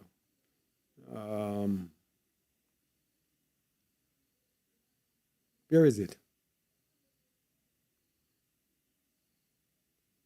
Yeah, so I was, hey baby, I was coming up, please. I was testing out a software. So when I was testing out the software, I needed a Bible, a chapter to see how it looked on this. And so I clicked on Psalms 83. Psalms 83. And when I clicked on Psalms 83 now, I got a phone call. Somebody called on the phone. And the person says, I have a question. It's from Psalms 83. Bam! Most High speaking. So I told the person, guess which chapter I just opened? And you called me right in the middle of it. Psalms 83. You see why people, you mustn't stone me for this psalm. This is the Most High. This is not me. It's the Most High. It's the Most High. So the person said to me, it's verse 3. They have taken crafty counsel against thy people and consulted against thy hidden ones. What is the difference between thy people and thy hidden ones? So I went and looked for it where I could get the concordance. And then I told the person that the people is this general people, but the hidden ones is being more specific. Now, I never looked into this hidden ones more specific before. And so I decided to look into it. When I looked into the meaning of hidden ones, let me get it on the screen. When I looked into the meaning of hidden ones, it was Safan, age 6845, a primitive root to hide by covering over, by implication to hoard or reserve, figuratively to deny, specifically favorably to protect, unfavorably to lurk, that's the opposite, esteem, hide, hidden one, hide self, lay up, lurk, beset, privily, keep secret place.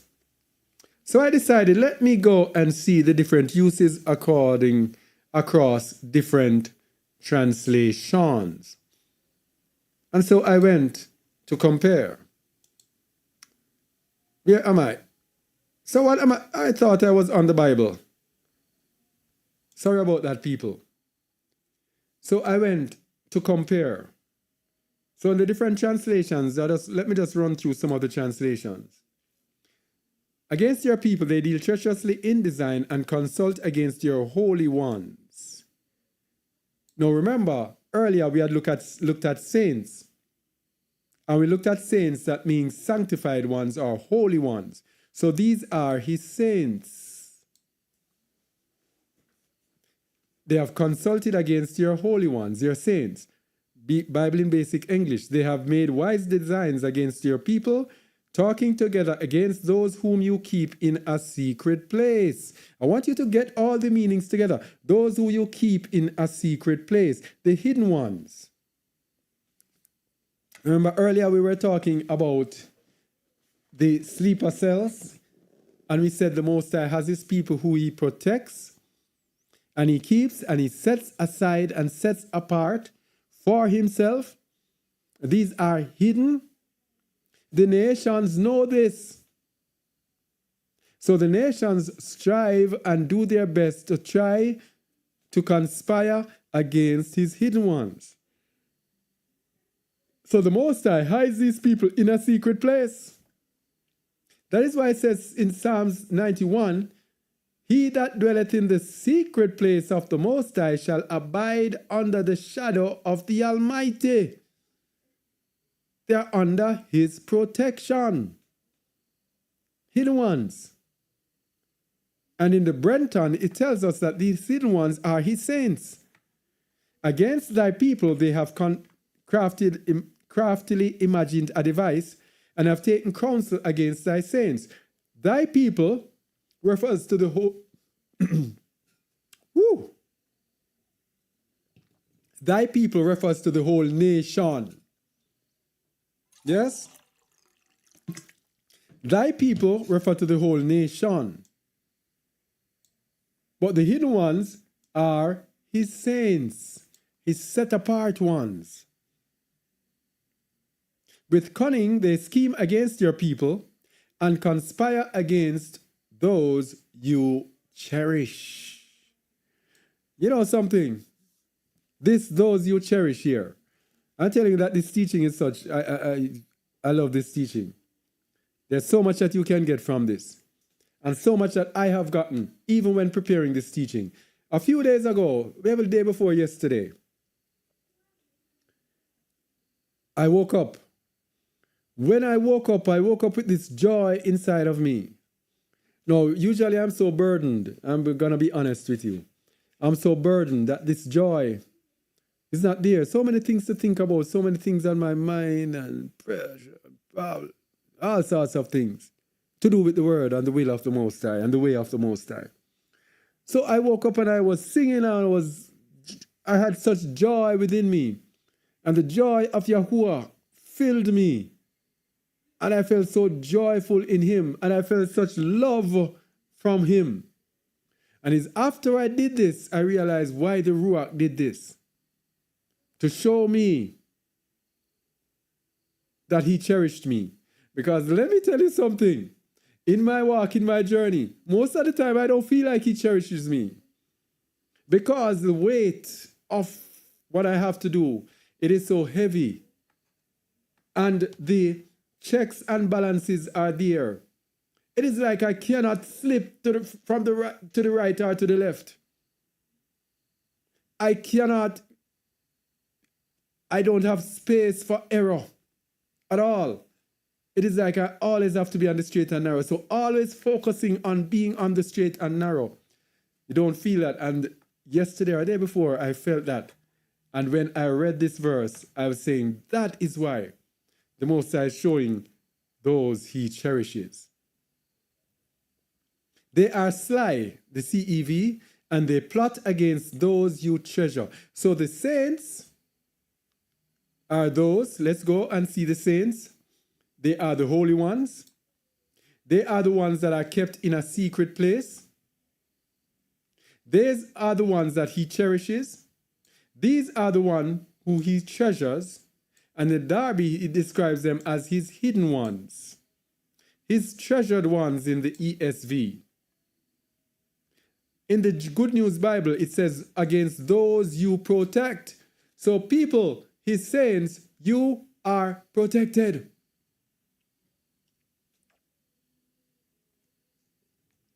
The ISV calls it here his cherished ones. Yeah? Protected ones in the LEB. Yeah? All right.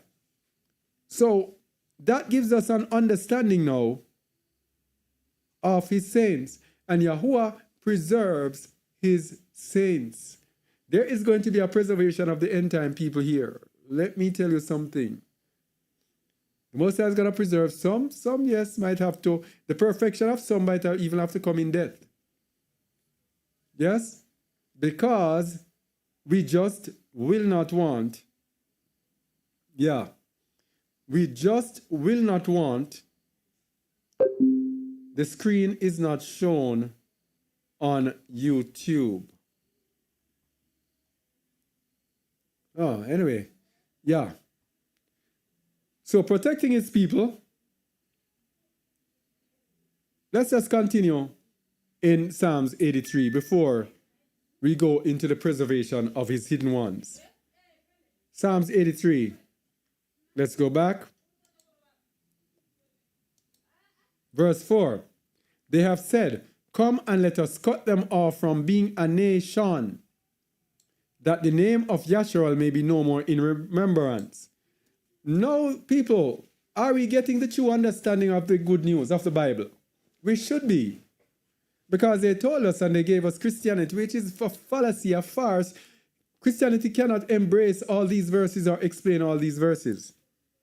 Yes? For they have consulted together with one consent, they are confederate against thee. So they are against the Most High. And so they focus on the Most High's people because they know that the Most High has hidden ones who he has set apart. Let me see if I can get some tea here because I'm getting... Hold on, please.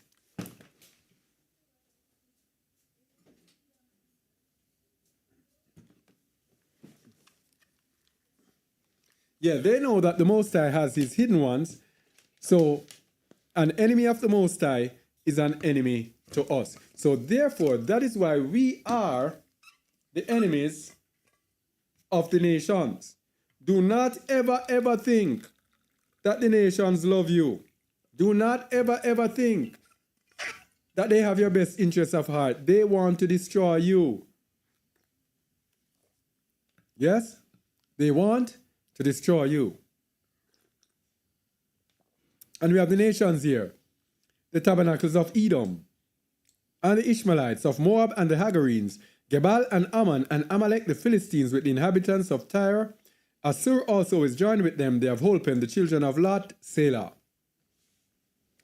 We are aware that we have children of Edom among us who wish to join themselves with us. We know that it is an uncomfortable teaching for you, but it is the truth. And the truth must be told. Yeah? The truth must be told. Do unto them as unto the Midianites, as to Sisera, as to Jabin at the brook of Kison, which perished at Endor. They became as dung for the earth. This is righteous David now recommending what is to be done to them. Make their nobles like Oreb and like Zeb, yea, all their princes as Zebah and as Zalmunna, who said, let us take to ourselves the houses of Alua in possession. Remember, the tabernacles of Edom, they are the ones who have everything of the Most High in possession. Roman Catholics, Rome, they have everything in their possession. They are the ones, they gave us the Bible and everything. That's ours. That's not yours. O my Alua, make them like a wheel as the stubble before the wind. As the fire burneth a wood, and as the flame setteth the mountains on fire. This is righteousness from the saints. So persecute them with thy tempest, and make them afraid with thy storm. Fill their faces with shame, that they may seek thy name, O Yahuwah. So here is the whole task. For them to seek Yahuwah's name. Let them be confounded and troubled forever. Yea, let them be put to shame and perish. That men may know that thou, whose name alone is Yahuwah, art the Most High over all the earth. That is righteousness. So Yahuwah preserves his hidden ones. What's that? Which chapter is this? Yahuwah preserves his hidden ones. I'll have to go and look to see where it is. Yahuwah preserves his hidden ones.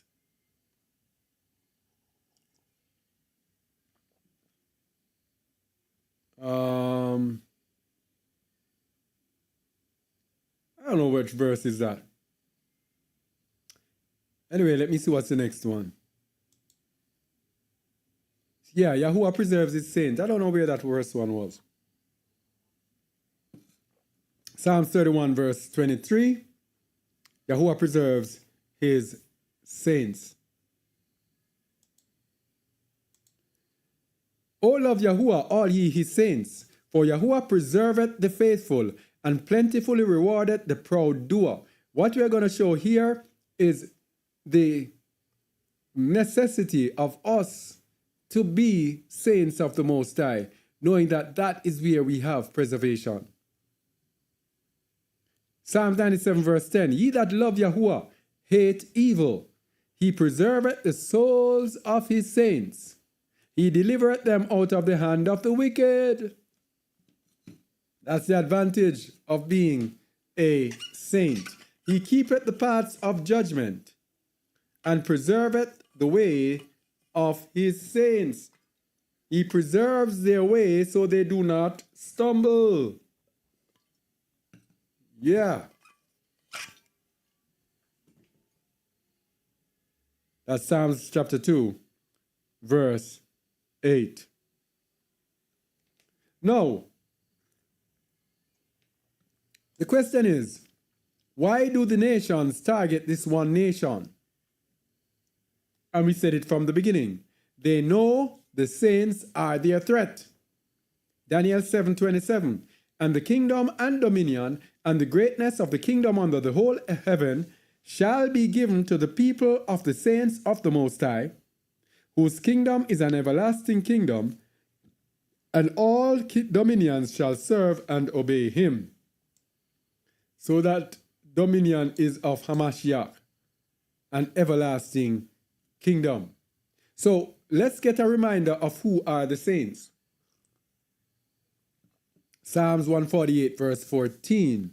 His saints are his people, the children of Yasharal.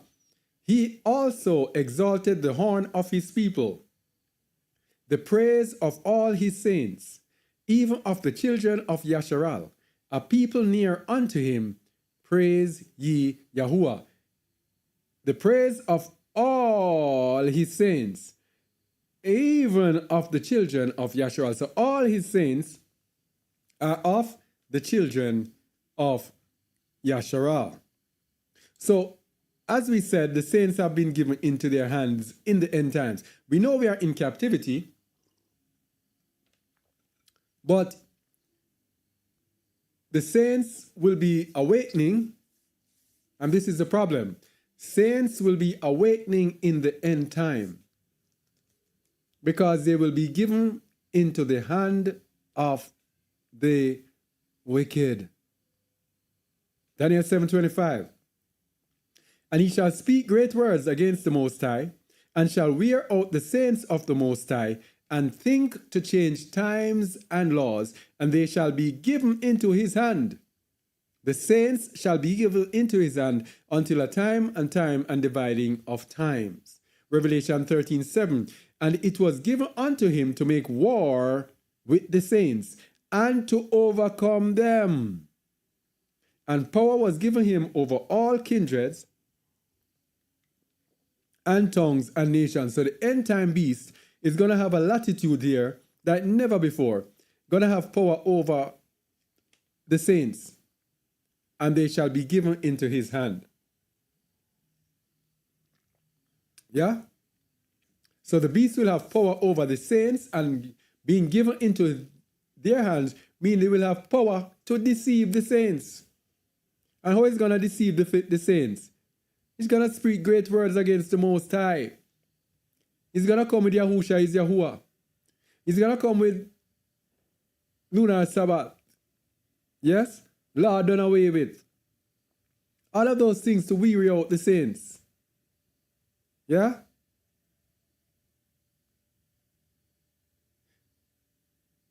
So, what is our help? Messiah is our help. Remember, the Messiah came to save his people. His people. Matthew 1:21. And she shall bring forth a son, and thou shalt call his name Yahusha, for he shall save his people from their sins. It is saving us from our sins that Yahusha is our help, because when he saves us, we are going to receive Ruach HaKadosh, and Ruach HaKadosh is going to guide us into all truth. Ruach HaKadosh is the Most High and the Messiah speaking to us, guiding us, leading us into the path that we should go. That is why the end time saints must be walking in the Ruach. Walk in the Ruach and you will not fulfill the lust of the flesh. Walk in the Ruach and you will not be blinded by the beast and his system. Walk in the Ruach. For example, we have been telling people about the importance of Yahusha is Yahuwah. When you say Yahusha is Yahuwah, you are saying that a man is the Most High. The end time anti-Messiah is a man that is going to say that he is the Most High. And not only that, if you are someone who goes for signs and wonders and miracles, you are going to be deceived. Because this very same anti-Messiah, Antichrist, is not only going to say that he is Yahuwah, he is going to have the ability to have power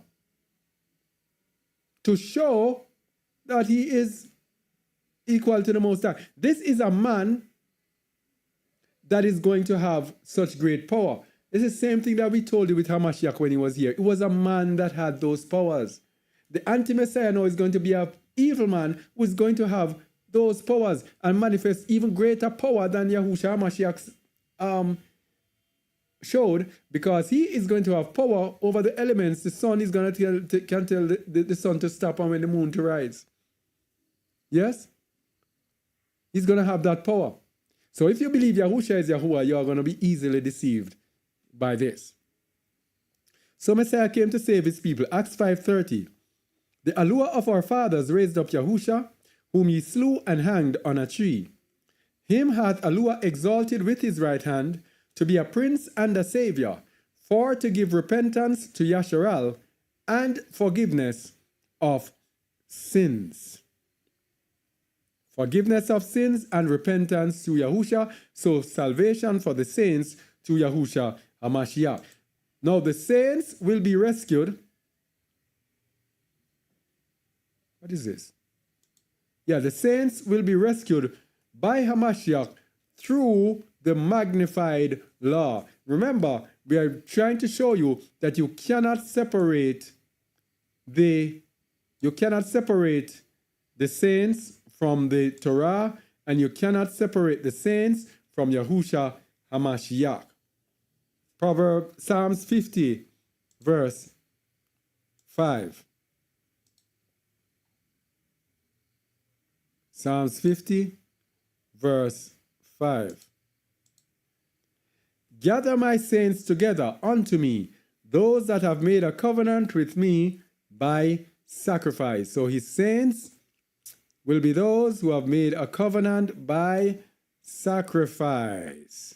I beseech you, therefore, brethren, by the mercy of Alua, that you present your body a living sacrifice, kadosh and acceptable unto Alua, which is your reasonable service. Your life must be a life of sacrifice. If you are in this world and everything is a bother, everything that you are to do becomes a bother, then you have a problem. If you have to, I don't want to do this because this, and I can't do this because I have to do this and that, you have to make a covenant by sacrifice. These are his saints. His saints are those in this world who are willing to give up everything about their life in this world.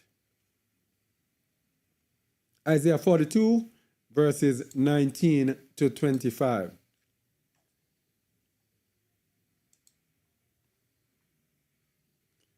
Through the law. Who is blind but my servant, or deaf as my messenger that I sent? Who is blind as he that is perfect, and blind as Yahuwah's servant?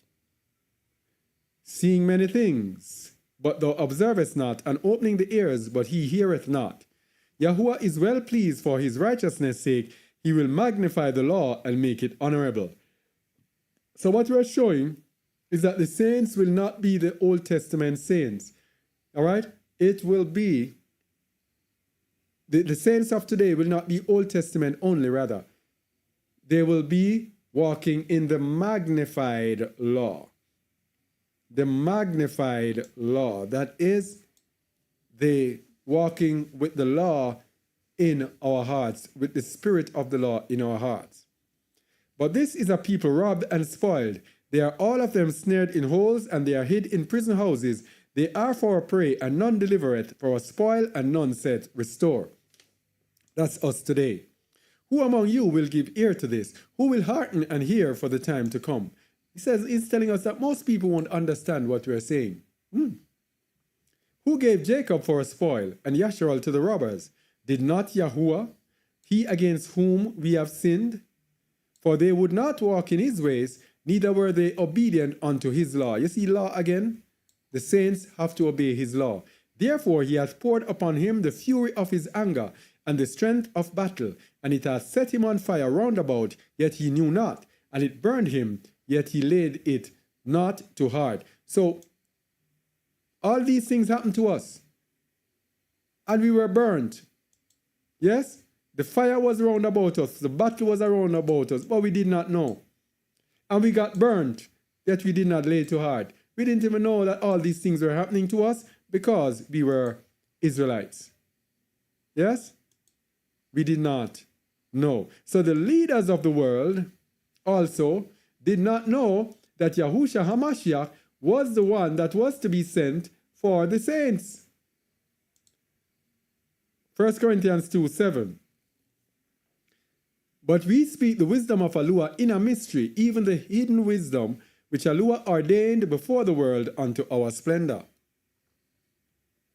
which none of the princes of the world knew, for had they known it, they would not have crucified the Master of splendor. They did not know that Yahushua HaMashiach was sent. When they got rid of HaMashiach, according to them, got rid of, that's what they thought. Hey, we have gotten rid of this troublemaker. Now we have our nation, the nation we can rule. The Pharisees themselves did the same thing. Because one of the reasons that Annas and Caiaphas tried to get rid of HaMashiach was because they thought that he would get in the way of their rulership and their positions. Yes? So when they got rid of HaMashiach, they thought they got rid of him. They did not know that through his death, we now have the opportunity to be like him. We now have the opportunity to be the saints that will be ruling with him. 1 Corinthians 2:9. But as it is written, eye hath not seen, nor ear heard, neither have entered into the heart of man the things which Allah hath prepared for them that love him. So people cannot even see or understand what the Most High has prepared for us. So the leaders of the world, they are led, Edomites, they are led by the tabernacles of Edom. Edom are the leaders of end time Babylon. Remember, we're given a perspective of how the world is run, how the world is, our salvation, what's happening in the end. So we can know and we cannot be fooled by religion. The tool, religion, is given so we don't understand all this. It is given so that we can be deceived, following the ways of the leaders of this world, speaking the garbage, speaking the fallacies of this world. So Edom are the leaders of end time Babylon. Psalms 137 verse 7. Remember, O Yahuwah, the children of Edom, in the day of Jerusalem, who said, raise it, even to the foundation thereof. So when Jerusalem was being destroyed, the children of Edom were there cheering on, because they were the ones who were doing it. They were the ones who were robbing the temples, etc.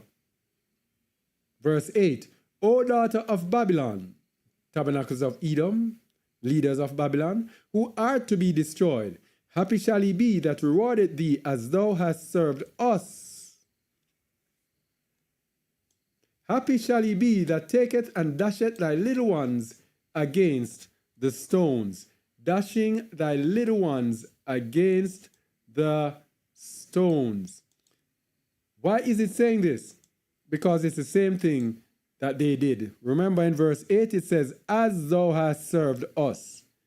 So this was what they did to our people, and we see it in recent days with the alligator bait thing. Yeah, when they fed our children to alligators.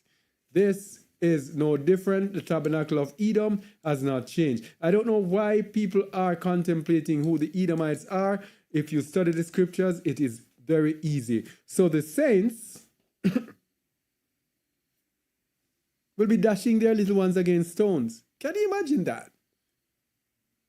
This is the righteousness of Yahuwah. This is the judgment of Yahuwah. As you have done, so shall it be done unto you. So serious judgments will be executed through the saints. Yeah? So Edom is walking in the spirit of anti-Messiah. Edom and the spirit of anti-Messiah. And this began from the time of what they call him here? Esau. Esau. That's what they call him here in South Africa. Sometimes they say Esau, they don't understand. Something like Esau. Yeah. So Esau manifested this spirit from way back in the book of Genesis. Genesis 25, verses 21 to 26. Let's see where it all began. Where it all began. And Isaac entreated Yahuwah for his wife because she was barren, and Yahuwah was entreated for him, and Rebekah his wife conceived. And the children struggled together within her, and she said, If it be so, why am I thus? And she went to inquire of Yahuwah. And Yahuwah said unto her, 2 nations are in thy womb, and 2 manner of people shall be separated from thy bowels, and the one people shall be stronger than the other people, and the elder shall serve the younger. And when her days to be delivered were fulfilled, both were twins in there were twins in her womb. And the first came out red, all over like an hairy garment, and they called his name Esau, or Esau. And after that came his brother out, and his hand took hold on Esau's heel, and his name was called Jacob. And Isaac was 80 years old when she bare them. This is where it all began. The rivalry continued. So let's look at Esau's hatred of Jacob. Genesis 27:41. And Esau hated Jacob because of the blessing wherewith his father blessed him. This is the same spirit, the same anti-Messiah spirit, people, that is prevalent today. Esau hated Jacob because of the barakah of the father. And Esau hated Jacob because of the blessing wherewith his father blessed him.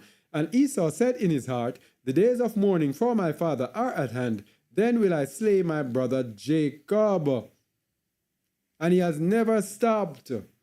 And so that is why the anti-Messiah spirit will work through him. Because that hatred gives the devil a foothold in the lives of the children of Edom. To the point where the Most High declared that he hated Esau. Because if you hate the Most High's people, hey, you hate the Most High. And he will hate you. Romans 9:13. As it is written, Jacob have I loved, but Esau have I hated. What shall we say then? Is there unrighteousness with Alua? Alua forbid. For he said to Moses, I will have mercy on whom I will have mercy, and I will have compassion on whom I will have compassion. He has chosen to have mercy upon Jacob. So he's not unrighteous. Whom he chooses, whomever he chooses, he is the potter, and we are the clay. So I just want us to remember, Israelites are his saints. Israelites are his saints. Psalms 148:14. You also exalted the horn of his people, the praise of all his saints, even of the children of Yasharal, a people near unto him, praise ye Yahuwah. Psalms 137:7. Remember, O Yahuwah, the children of Edom in the day of Yahushalayim, who said, raise it, even to the foundation thereof. The Most High has not forgotten this, and so the Most High hates Esau for hating his people. Now their hatred, the hatred of Edom, their hatred for us never ends, so their judgment is great. So Edom are the ones who are battling the saints. And they have such a great hatred for us, a hatred that never ends. Ezekiel 35, verses 1 to 6.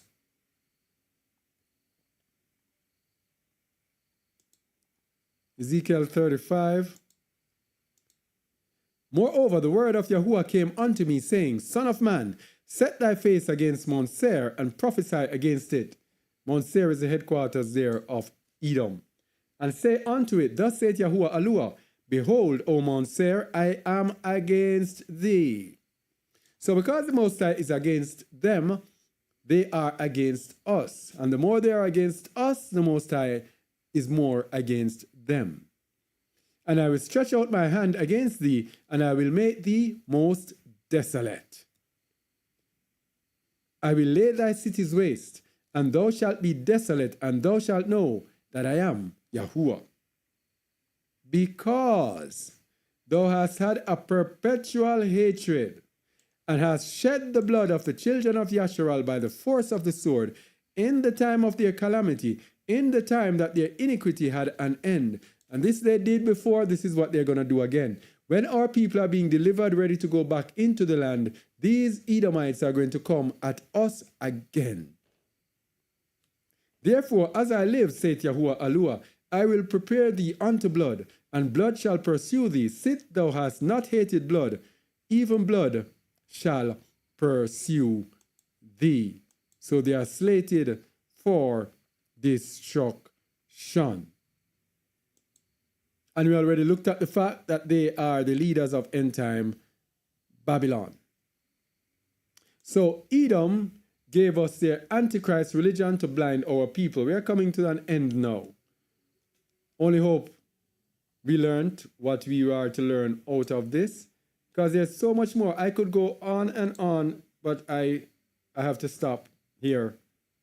Don't want it to go too long. Yada Yahuwah. So, the religion that they gave us now, the religion that they gave us is to ensure, that we are blinded, that the saints are blinded. So they gave us false names. So you call, Yahuwah said, my people shall know my name. So they gave us false names. So when they give us false names, we as the saints are calling on wrong names. So these names gave us worship of Baal and other gods.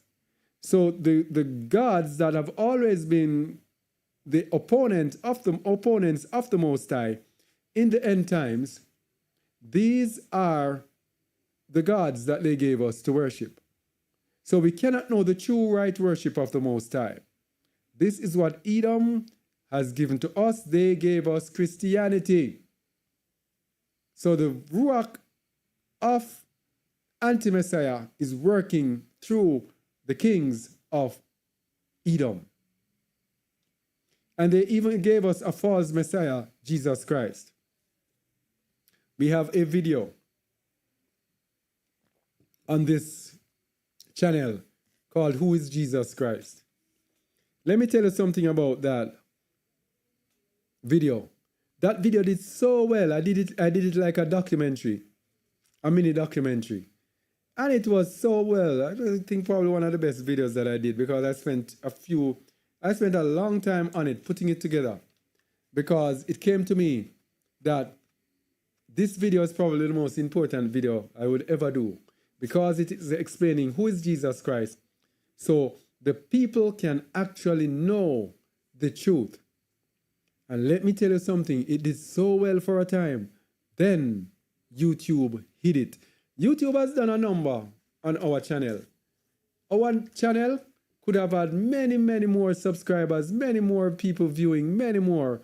It is YouTube. When I see what they did with Who is Jesus Christ, I realized. Now, if I search through YouTube, Who is Jesus Christ, just a word, not even that last time I checked, I don't know now, can bring it up. I have to go dig to find it. It's not a video that you can find now by searching. So they have buried it to make sure that nobody sees it.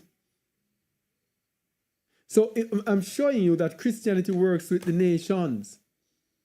The people who own YouTube, they work with the nations. They are conspiring against us, the children of Yasharal. They don't want the truth to go out.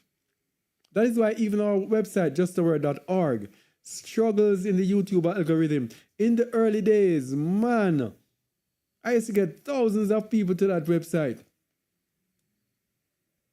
Now, hey, traffic has dried up. No matter what I do with SEO, for me to really bring back that according to what they want, I would have to spend months upon months on it and not have anything else to do. So they have ensured. We even had our top post on the website, who are the Edomites today? That did so well, was number one in the search ranking for a good while, and bring tens of thousands of people to the realization of who the Edomites are. Now, can't find it. You go and search on Google, way around. You have to go how many pages before you can spot it. That's what they do to us. But Amos had warned that there'll be a famine of the word. So you can check out who is Jesus Christ. I hope I will remember to put it. I'll search for it and put it in the chat. Not in the chat, in the description so you can see it. Somebody in our Zoom, please remind me, please. Yeah? All right. So they tampered with the scriptures. We did a teaching, was it last week or week before? We did one about the Bible is not the inerrant word and showed how they tampered with the scriptures. So they gave us, Edom gave us a false Sabbath, the changing of times. So the Roman Catholic Church, they came and they changed the day of worship from Saturday to Sunday. Now they are coming again with the lunar Sabbath, changing it again from Saturday to any other day, floating around with different days. They also gave us a false Nicolaitan worship system, a false system of worship they gave us through their church system, the Roman Catholic Church hierarchical system. So they also gave us rejection of the law. I'm showing you people. I'm just showing you the evil that these people have done with this religion in order to blind our people, to blind the saints. Anyone who is watching this, you need to run from Christianity, run from man's religions. Yeah. All right. So they also gave us pagan worship. So we worship the Queen of Heaven, Ishtar, through Easter. We keep the Feast of Saturnalia. A few days' time, it will be the Feast of Saturnalia, which is Christmas. We also keep Ash Wednesday, Lent, all sorts of abominable Mother's Day, Father's Day, birthdays, Halloween, all sorts of abominable practices in the church, Christian church. Another thing that they did, they made us forget their wickedness. So we are all now one. We have Jesus and, hey, get over it. Slavery, get over slavery. Yeah, slavery is gone. Everything is done. We are now all one. Yes, without even apologizing. These wicked people don't even apologize for what they have done. Even when Edomites come among you, it has been my experience. Edomites come among you, they will come and they are not even apologizing for what their fathers did. Not sitting and saying, such and such and such and such, and apologize. No, they want to be one. All they want to be is to be one with you and to be accepted by you. The other day, one of them came to me on Facebook. Yeah? Yeah. One of them came to me on Facebook. And man, you would think that I was the greatest thing since Apostle Shaul. Man took my videos and he asked me if he could share them, and I said yes, and he shared them, and he's talking about this man is speaking the truth and such and such. Until he came to me one day and said, asked me about, if we consider them to be brothers. And I said to him, as far as I can see, I don't know everything, but what I can see is that our brothers are our people. You join yourself to us. You are not us. And for you to be our brothers, what about the people shall take them and possess them in the land of Yahuwah for servants and handmaids? What about that? How can you possess your brother? If you consider someone to be your brother, when it's time to possess them, aren't you going to have second thoughts and even think about going against the way of the Most High? So from I told him that. The man every day used to communicate with me and share things with me and tag me. From I said that to him, Edomite, mind you, bam, not once did he communicate with me again. Yeah? So they want us to forget their wickedness. They don't even want to apologize. That's how you know that they are Esau. They don't even apologize, yet still they want you to be one with them. And I speak the truth, and I speak the truth. If you're offended, you're offended. It is the truth. I have nothing against the people of Edom who want to be among us, but the truth is the truth. Yes? I hold no bitterness against you, because my thing is, if you want to join yourself to our people, my job is to welcome you. But I have to speak the truth. So, they want us to forget their wickedness and just move on. Just move on. Yes? The Most High told us in the book of Jeremiah chapter 30, I think it's verse 16. This is verse 16 or verse 11. That you shall not go altogether unpunished. So even us, he says, I will be there to save thee. Let me get the verse. I think it's verse 11. Let me show you what I'm saying.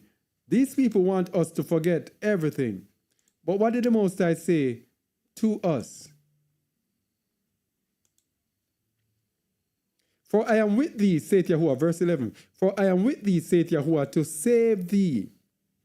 Though I make a full end of all nations whither I have scattered thee, yet will I not make a full end of thee, but I will correct thee in measure, and will not leave thee altogether unpunished. So if we will not be left altogether unpunished, why do you want us to forget everything? Just like that. For thus saith Yahuwah, thy bruise is incurable and thy wound is grievous. So if our bruise is incurable and our wound is grievous, what about you? There is none to plead thy cause, that thou mayest be bound up, thou hast no healing medicines. Let me get back.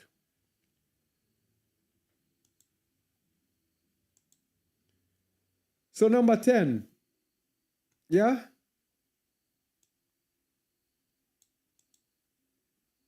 They made us forget who we are and its importance. So we forget that we are Israelites. We are just anybody. So look, we are Gentiles. They told us that we are Gentiles. So the promises that are in there, we cannot see it. We cannot relate to it because it is for them. It is for those people. And they gave us some white people, told us that these are Israelites. So we now believe that these promises are for white people. That's how wicked they are. So they gave us rapture, verse number 11. They gave us rapture and made us forget Zion through their rapture doctrine. That's why in Psalm 65, verse 11, it says, ye are they that forget Yahuwah, that forget my holy mountain and prepare a table for God. That troop. Yes? That's what they did to us. Another thing that they did, they made us forget the anti-Messiah coming before the Messiah. This is very important now, and this is important. Almost every Christian is there waiting for Jesus to come, waiting for rapture. They believe that Jesus is going to come anytime now. That is where they are going to be deceived. The Bible tells you, the coming of the lawless one is with all power of signs and lying wonders, and all deceivableness of unrighteousness in them that perish, because they receive not the love of the truth, that they might be saved. And for this cause Yahuwah shall send them strong delusion, that they might believe a lie, that they all might be damned, who have pleasure in unrighteousness, who love not the truth, but had pleasure in unrighteousness. There is a lawless one that is coming. Daniel 7 tells you about it. This is the Antichrist, the anti-Messiah, who is going to be a man.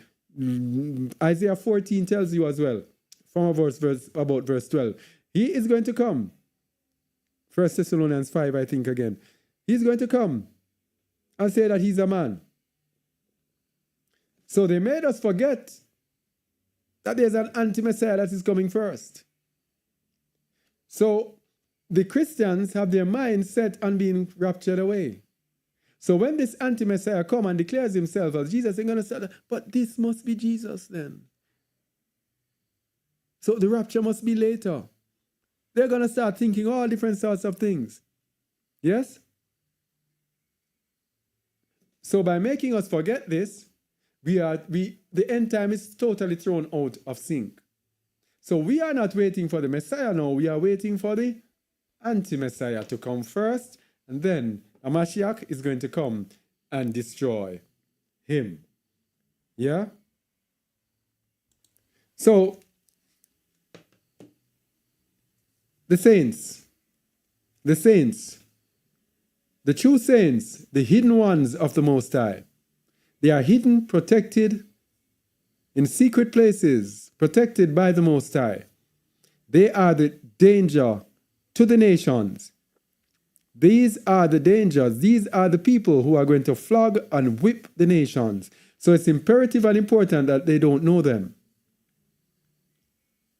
Because if they know them, they would go for them. Yeah? Just like how in Egypt, around the time when Moses was born, they tried to kill the children, just like in the time of Yahushua Mashiach. They tried to kill the babies. It is the same thing.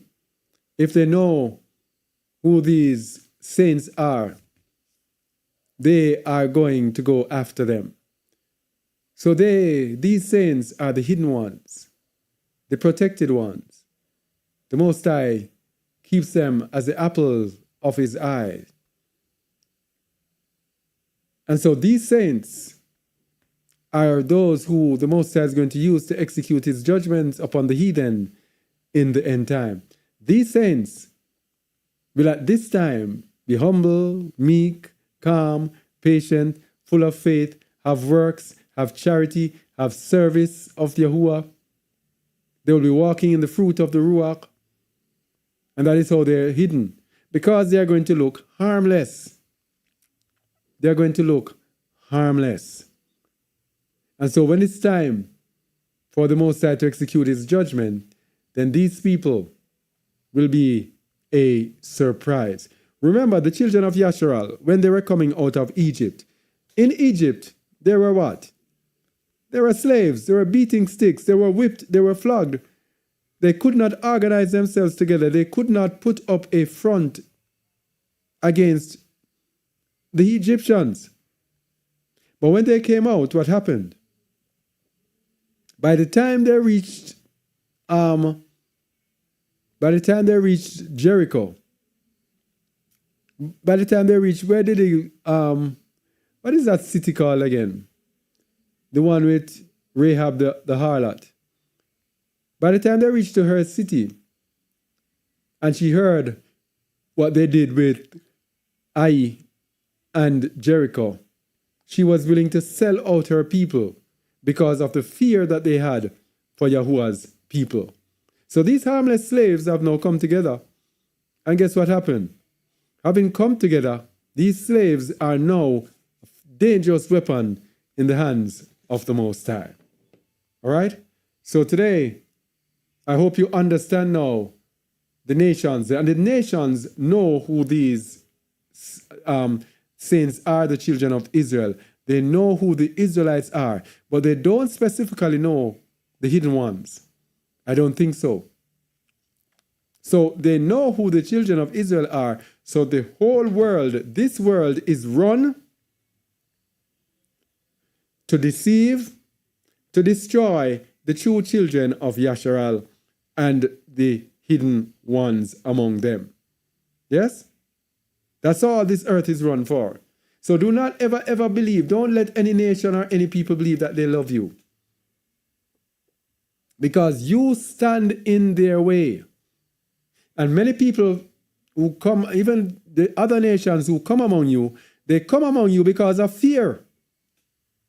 because they know the judgment that is coming. So because of fear, they come. But I tell them, listen to me, love his people. Truly love his people. Help his people. Because charity covereth a multitude of sins. Love his people. The Most High is not mocked. If you hate his people, he knows the thought and the intent of your heart. Hebrews chapter 4. He knows the thoughts and the intents of your heart, and nothing is hid from before him with whom we have to do.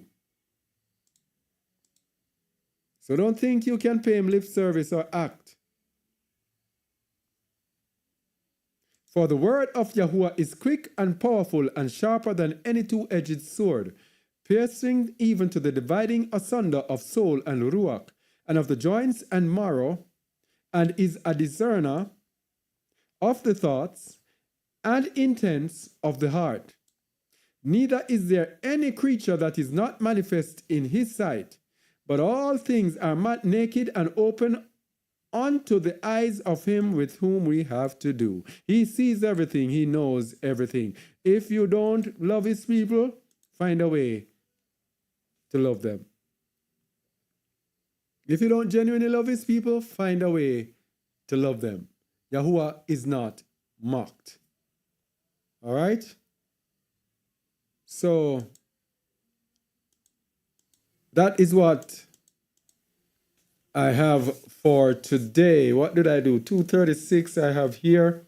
Not bad timing. Let me go back to the chat and see if there are any questions. Very active chat today. Let me see if there are any questions.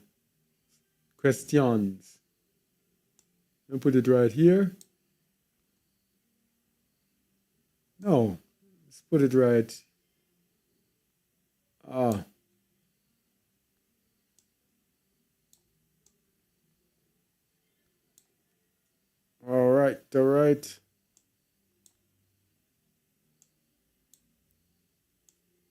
right.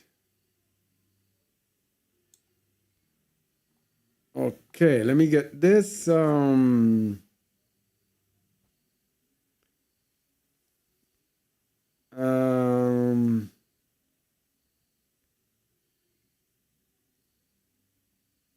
Yeah, someone click the like button, please. Click the like button.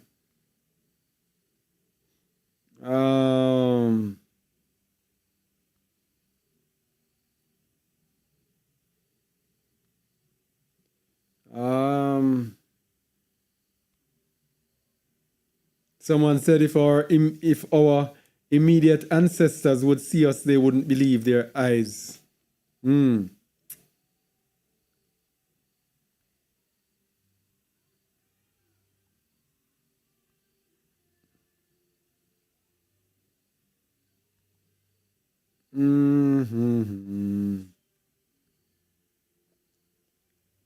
Da da da da da da.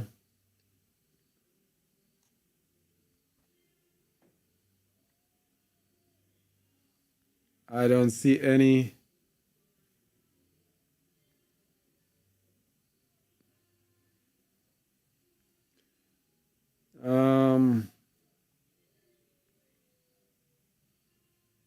Someone says I have to make it. You tell me to be quiet. You tell me to be quiet. I'm not saying anything.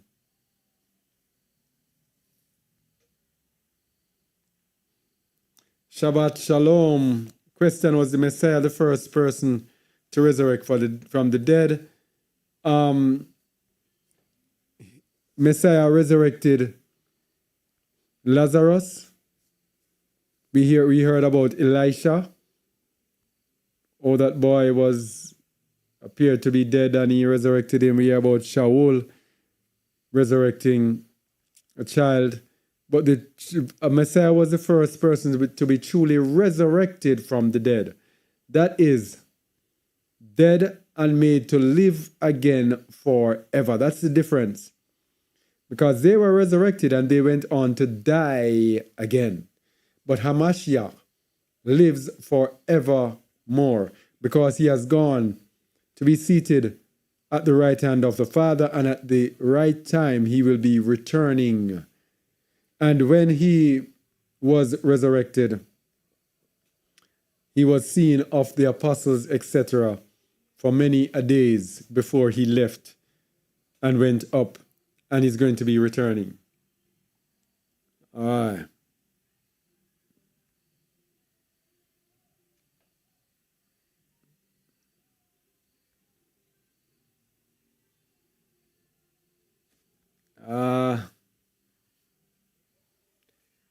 Anthony Osborne said the Christian's Messiah is totally different from the Son of Yahuwah. Totally different. So I did the who is Jesus Christ thing. A lot of comments, but they are just like comments, not really.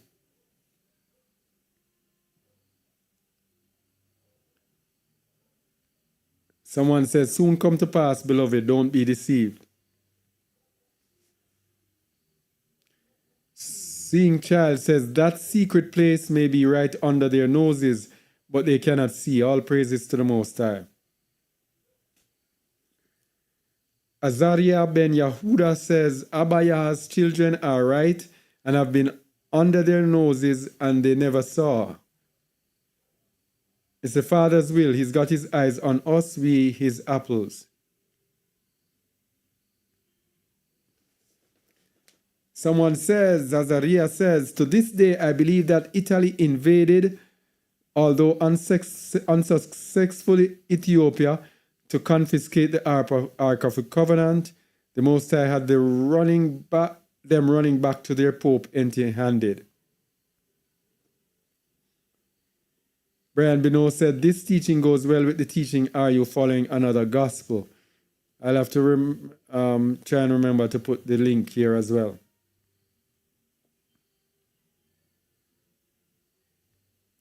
Someone says they're not sure why they're not seeing live notifications. That's YouTube.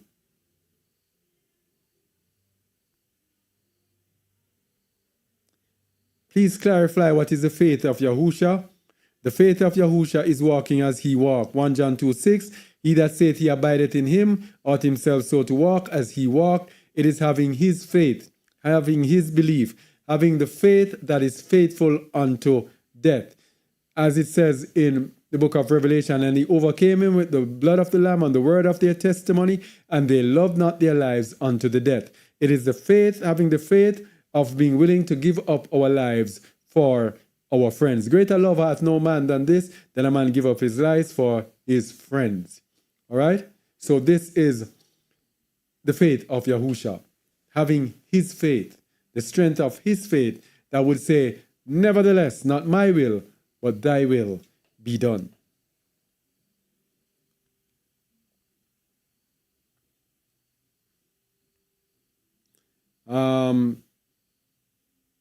The origins of the phrase Gator be okay. I have 2 out of 3 questions. Where can I find the teaching on the title Alua? Where is that again? Let me see if I can put it in this chat here. Shalom everyone and welcome to I'm trying to find it. Yeah, I got a question for you, bro. It's on our website.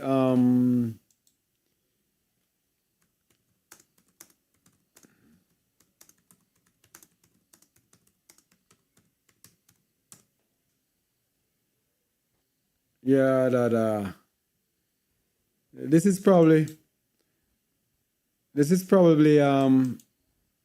one of the few. I think we're ranked number 2 for this on Google. One of the very few that they allow us ranks that they allow us to have. Why do you say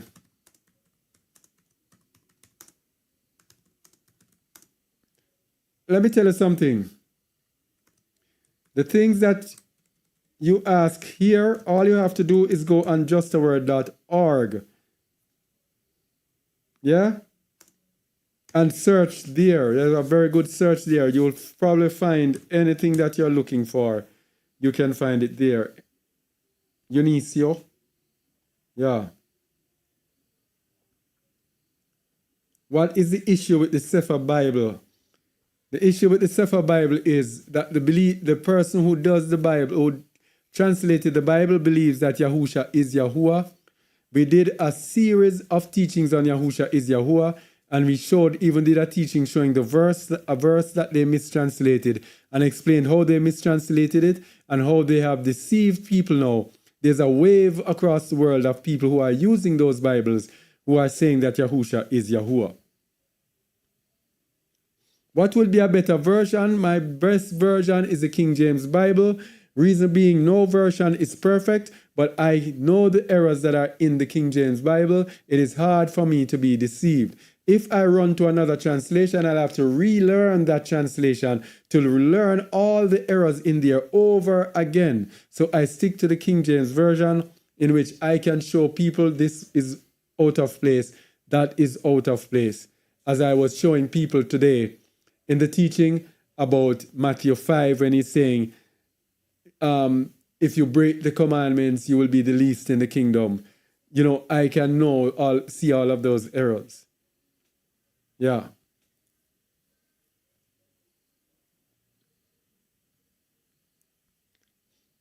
All right. The particular Bible is not the issue, but the translations in them, precept upon precept, precept upon precept, line upon line, here a little and there a little. Yeah.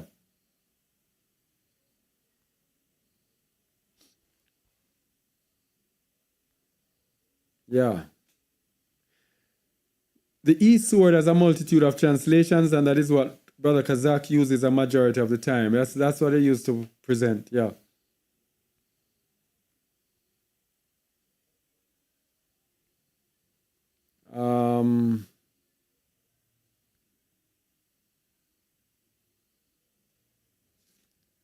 I enjoyed your teaching on the 12-hour Sabbath. That breakdown was very enlightening. All praises to the Most High. No more paganism for me. I am cleansed a year ago. A person says, Beloved, the elder brings it straight from the book. You can't make none of this up. Then you have false prophets, false doctrine, and false religion. All that you can expect is a lake of fire.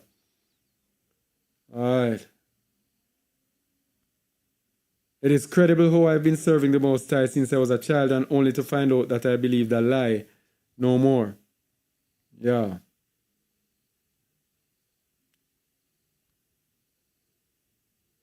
All right. All right. Let me see anything else.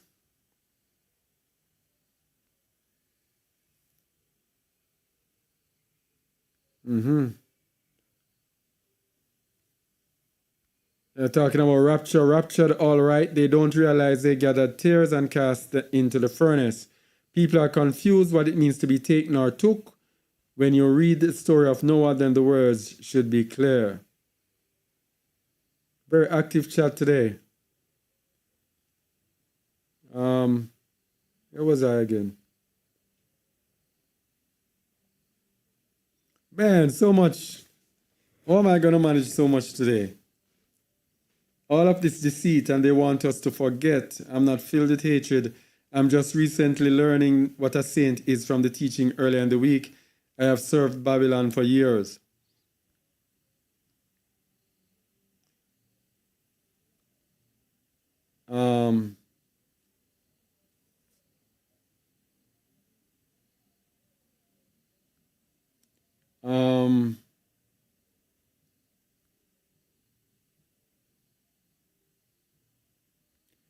I thought the Gentiles that are grafting in will be ruling with the Israelites.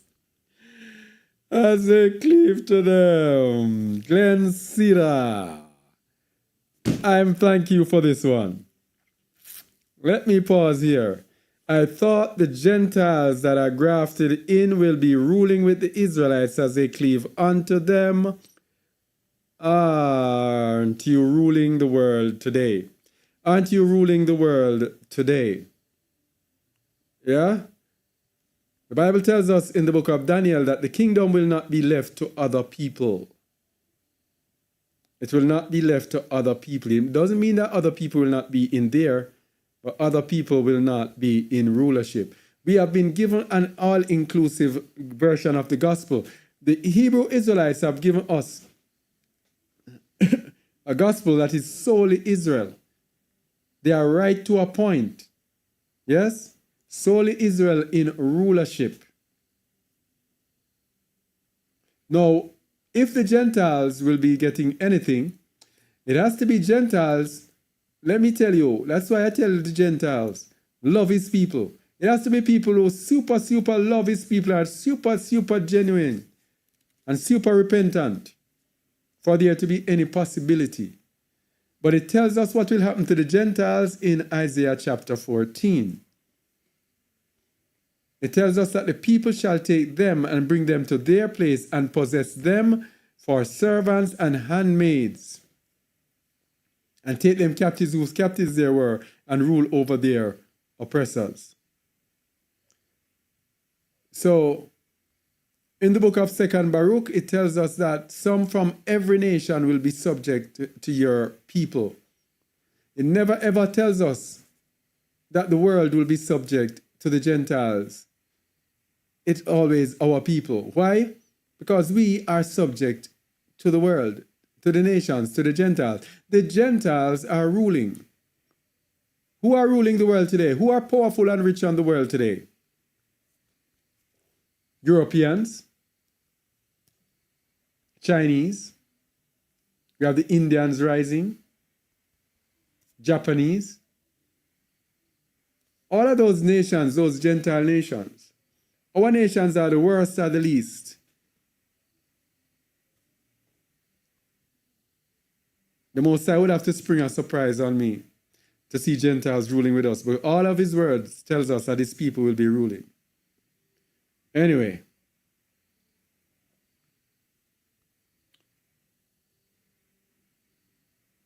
All right.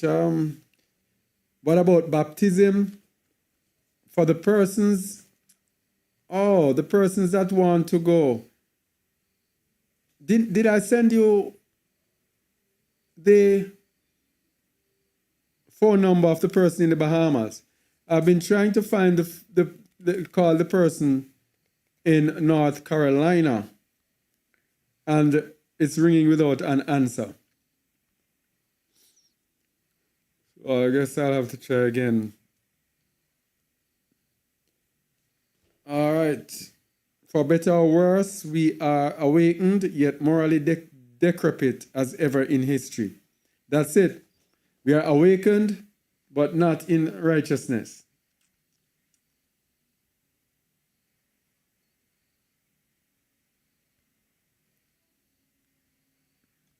All right, someone said it is a matter of the heart to accept the truth the way the Most High created it to be. There is order in the kingdom, and it still matters. The seed from which Yahshua springs from, they will rule. Now, remember in the book of Amos 9:11-12, he says he shall restore the tabernacles of David, that they may possess the remnant of Edom and of all the heathen that are called by his name. So in the time of David, the Edomites were being ruled by us. But Doeg the Edomites was over the servants. He was not over our people. He was the ruler of the servants. Yeah, not our people. Someone asked, if Yahusha died, but we still live by the what? Now you have to rephrase that question. If Jesus died, but we still live by thee. What was the point, Hamashiach? Are you asking about the law, if we still live by the law? Let me know if you're talking about the law, then I'll explain it to you. All right? Henrietta Martinez, let me know if you are talking about if Yahusha died, but we still live by the law. What was the point Messiah died for us? I think that's what you want to say, but I don't want to explain it, and that's not it. How close you think we are to Great Tribulation? I have no comment on that. No comment on this timing thing. Just live and make sure that we prepare ourselves. He says, flee out of the midst of Babylon. I have fled out of the midst of Babylon. Awaken his people. I am seeking to awaken his people in the end time. Question, we live by the law.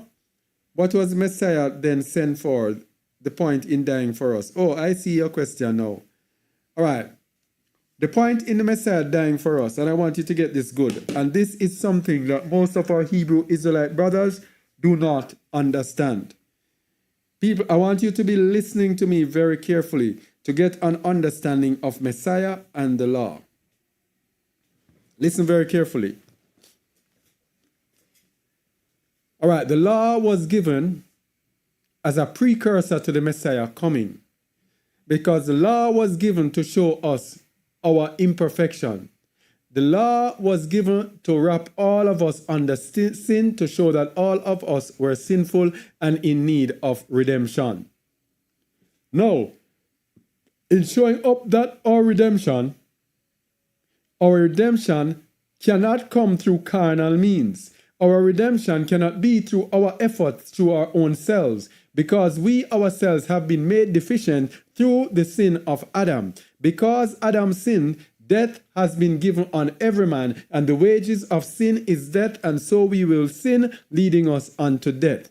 In leading us unto death, the law showing us what sin is did not provide any way for us to overcome that sin. So we are left up to our insufficient self to use our own efforts in order to obey the law. So we obeyed the law to the best we could, and some of us became blameless in the law. Zechariah and Elizabeth were said to be blameless in the law. Paul said in Philippians 3 that concerning the righteousness that was in the law, he was blameless, yet still he considered it dung, because the perfection, the faith that is in Yahusha was superior. So here is where Yahusha comes in. When we believe in Yahusha, we receive Ruach HaKadosh, which is the Holy Spirit. The Holy Spirit, the Comforter, the Holy Spirit now is what allows us to be able to, with our own spirit, to overcome the unrighteousness that is in us. Remember, Ruach HaKadosh will guide you into all truth. So it is that guide. So it works, Ruach HaKadosh works with our Ruach. Our Ruach has to be willing, and then that Ruach now will guide us into truth. That means we will not be walking in lies, we will be walking in righteousness. So, now we have a Mashiach. Do we kick away the law? Yahuwah forbid. We have to walk in the righteousness that is in the law through faith in Yahushua HaMashiach, which means the law must and will be written in our hearts. But what does it mean for the law to be written in our hearts? So we cannot get rid of the law. It has to be written in our hearts. What does it mean to be written in our hearts? It is written in our conscience. We no longer are led, and this is where Hebrew Israelites are erring. Law, law, law, law, law. You have to obey the law. You have to keep the law. They are not saying anything about Yahushua HaMashiach, about that circumcision that is in the heart, about that transformation that is through the faith of Yahushua. They are not talking about that. It is that transformation that Hamashiach said, you must be born again. It is that transformation that turns us into little children through our conscience. Our conscience now becomes alert to right and wrong. And so when we see right, our conscience will do that which is right. When we see wrong, our conscience will naturally lead us to do that which is wrong. So we do not have to take up the law and be walking according to everything. Oh, the law says this and I do this. Oh, the law says that. No. It is the state of the man that is important. It is how much love is in you, how much obedience to the Most High, how much you are willing to give up of yourself for your fellow man. That is what is important, the circumcised heart. So I could be here looking all super, and if you want to know some evil believers that I have gone through, super looking religious, well adorned and looking good and looking so, you look at that person, you say, wow. Look at the Roman Catholics. When they come together for their mass, man, these people are decked out in their purple and their scarlet, and they look so regal, and they sing on, oh, everybody in one, and you know, everything matched up. But guess what? That's the outward. It is the heart. It is the conscience. So you obey the law through a good conscience, not through your efforts, not through your old evil self, but believing in Hamashiach will give us a good conscience, a conscience that will want to follow right and reject the wrong. That is how you obey the law. That is why the law is. And if you don't do that, then you are going to disobey the law. You cannot be a saint. That is why Revelation 14:12 says, here is the patience of the saints. Here are they that keep the commandments of Alua and the faith of Yahusha. So having the faith of Yahusha, that will lead you to do that which is right, which is to keep the commandments of the Most High. Yeah? Only hope that explains it. Only hope that explains it. So it's not Jesus who died for us. Ingrid rightly said it. It's Yahusha. Jesus is the false Messiah. Okay? It's a false Messiah. There are many.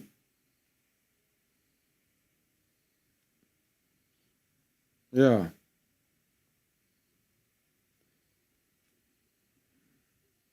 So by faith in Yahusha, we are obedient to the law. Yeah. This thing, man, there are so many. My people are hungry today, this week. Where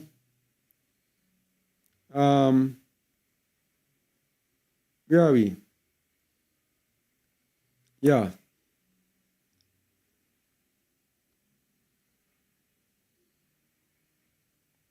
Someone says, use strong with King James Version. I've seen some errors too. Yeah. None of the resources are perfect. Yes. Using etymology resources also helps as well to get the origin of the word. Yeah, that's true. Yeah.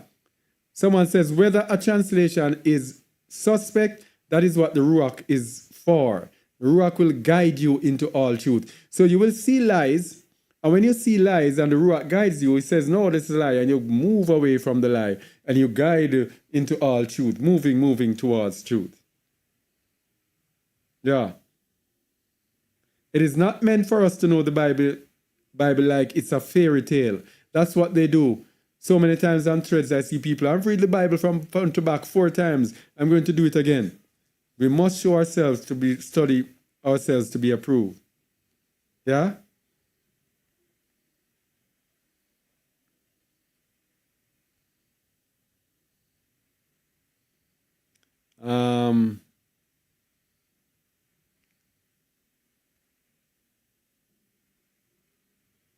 About that lady in New York.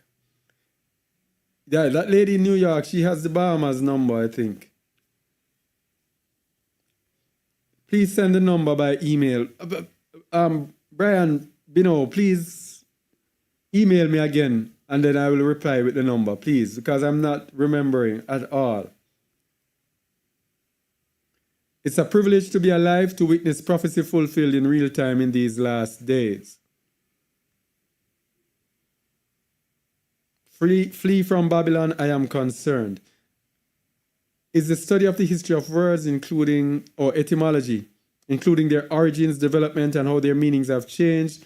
It works hand in hand with Strong's to get deeper understanding.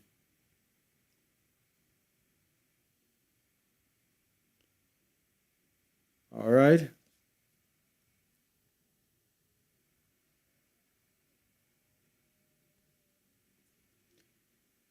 They know who we are, we don't know who we are. That is why from birth they do blood tests, Barakah.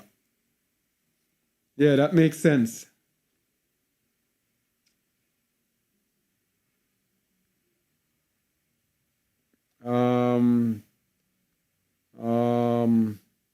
Yeah.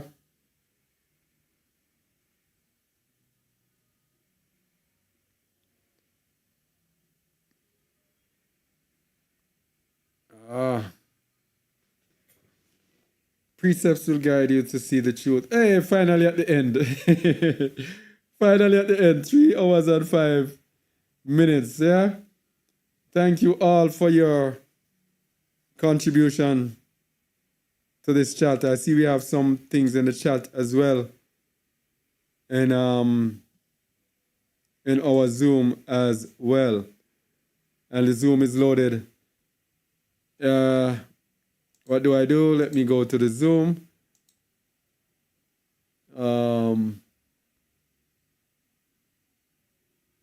Yeah, someone said when reading scripture, use the phrase set apart or Kodesh instead of holy, and a whole new meaning will emerge. That makes sense. All right. We love Psalms 83. Someone says, I was drawn to this yesterday, Psalms 83. Since the saints are only those from Yasharal, do the nations have any hope of protection? Or does our hope come from cleaving to Yasharal? Yeah, your hope comes from cleaving to his people. Because as it said in Isaiah 14, Yahuwah will have mercy on Jacob and will yet choose Yasharal.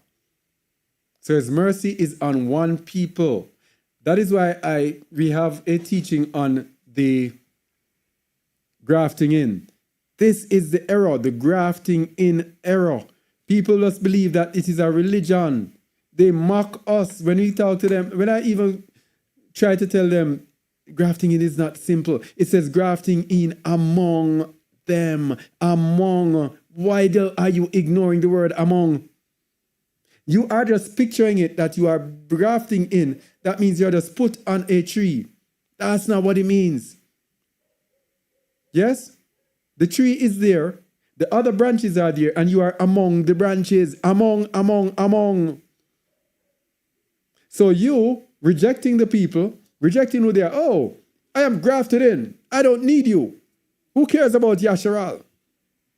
This is the problem, Allison, with the nations. This is why many are going to get left behind, because they reject our people. How can you love? I remember people used to say in Jamaica, when a woman has a child and the man goes and marry her, Jamaicans always say, how can you love the mother and not love the child? It's the same thing. How can you say you love the father, you love Yahuwah, but you hate his children? We just noticed here that it is the nations that hate his children, that hate his people. If you are rejecting his people, how do you think he's going to give you salvation? Salvation is of the Jews, of the Yahudim. And so it's through this salvation that the nations will be saved. In the book of Zechariah, chapter 8, I think, it tells us, verse 23. Is it Zechariah? Let me get it. Zephaniah 8. I think. Not Zephaniah, Zechariah 8. Things about verse 23, yes. Let me put it on the screen.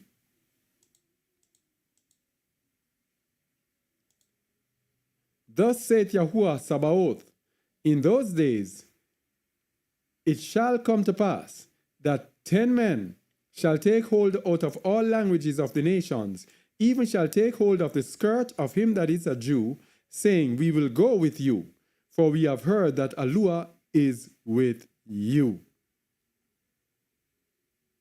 That's it. Very profound. Salvation is of the Yahudim. Salvation is of us. Yeah? So you have to be grafted in among them. And it makes all sense because guess what? It requires humility. The same people you have humbled, talking about Edomites in general, the same people that you have humbled and you have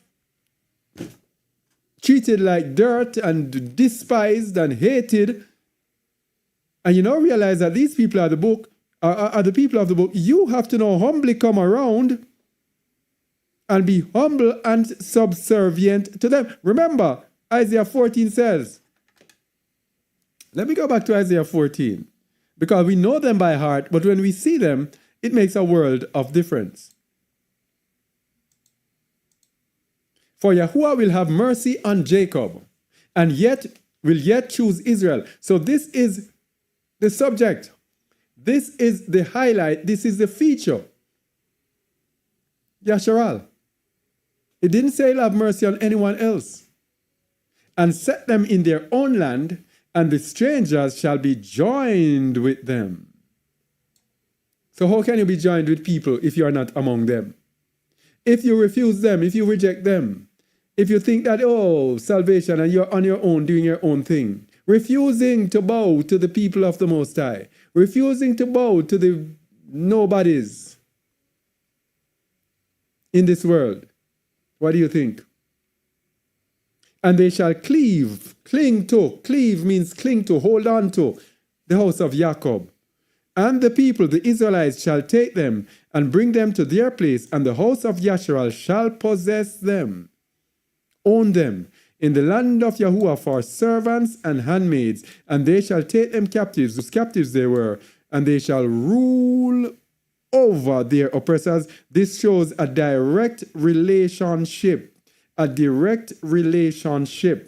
in which one will be the master, one will be the servant.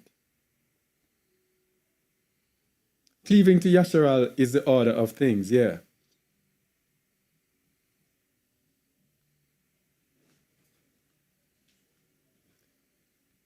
Will sojourners also be the saints to execute judgments upon the nations? I think that one was answered.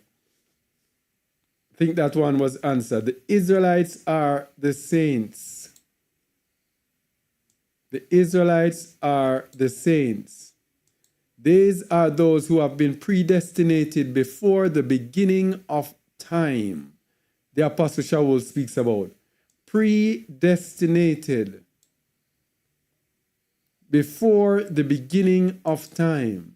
Before the beginning of time, the Most High knew Yahusha, set apart Yahusha to come at the right time. He also knew us before the beginning of time. If you look in the book of Jubilees, chapter 2, when it's speaking about the creation, it says that I have set apart a people unto myself, Jacob, they shall keep Sabbath with me. So the Most High sees things before that happens. He knew before the beginning of time that Jacob, let's go to it. Let's go to the book of Yabelim. Man, it looks like I'll be here for the whole day. Let me not go there. Let me not go there. So, there's a whole long thing here. Man, I've been taught in the past that the Gentiles who cleave, convert, become Israel. That is That is a lie. You cannot become Israel. Cannot. Every single account in the Bible tells of the strangers who joined themselves to Israel. It tells us of the sojourners. You cannot become Israel because Israel is a honored, cherished bloodline. You cannot become an Israelite. Impossible. That was given to us by the Catholics, by Christianity, to get us to ignore, to reject, to get us to ignore, to reject the validity or the importance of being an Israelite. Yeah? Obadiah 1:17-18 says that Esau will be devoured, no more Esau will remain. And Jeremiah 4:7 says that the destroyer of the Gentiles is on the way. And I was taught that they couldn't be named Gentiles anymore, or else they would be destroyed, so they would be named Israel. These are people who are unlearned, please. You were learning from unlearned people. Not to disrespect anyone, but it is the truth. So if you want to know those questions that you're asking, if you watch our videos, because this is what we tell people. We do not want itching ears people among us. And I want to speak that very, very clear. If you're in our Zoom, in our chat, you have to be with us. Because you're going to come with confusion about what you heard or what you learned or what you is, confusion. Itching ears is when you heap teachers to yourself. You hear a little from here, you hear from here. I don't want people like that among me. Because I believe that when you are with a group, the Most High gives you what you are to get in the group. And I believe that what the Most High is giving us is the truth. So if He's giving you the truth, why are you moving from place to place and going and coming? Not saying that you are, I'm just stating. So if you have other teachers, someone was asking me the other day, how can I join your Zoom? And I told the person, do you have a teacher? They say, yes. I said, well, stay with your teacher.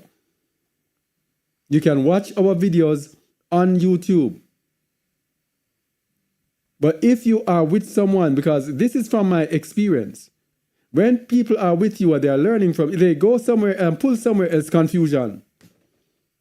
They come and say, well, I don't believe when you said this. And then all of a sudden, confusion, argument, this and that. And Jamaicans say, wherever the cow is tied, that is where he must feed. You don't tie the cow here and the cow is feeding over London. Yeah? Wherever it's tied, that is where he feeds. Anyway, and I was taught that they couldn't be named Gentiles anymore, or else they would be destroyed, so they would be named Israel. No, I'm not, I say I mustn't laugh, but it's just not that I'm mocking, it's just that I find this so interesting. The twist is so interesting. Yeah.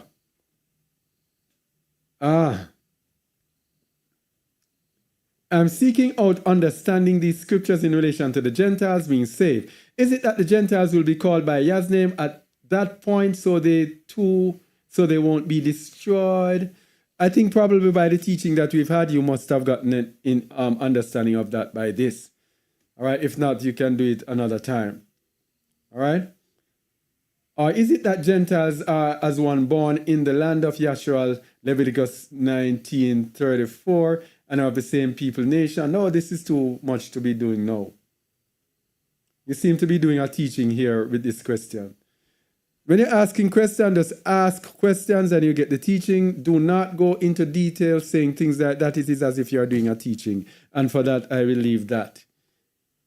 Because I forbid a woman to teach or usurp your authority over a man. Just ask the question and then I will answer, please. So if the Edomites are seeking the Most High, another person comes and tells them another thing, is that bad? Is the person telling them the wrong thing to be punished? If the Edomites are seeking the Most High, another person comes and tells them another thing. If anyone is seeking the Most High and another person tells them something against it, that is a bad thing. Is the person telling them the wrong thing going to be punished?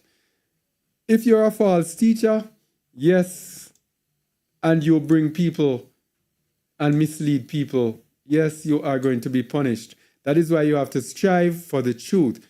That is why I my daughter, strive for the truth, the whole truth and nothing but the truth, because I do not want to be telling people a lie. One of my greatest fears is to be telling people and teaching people lies.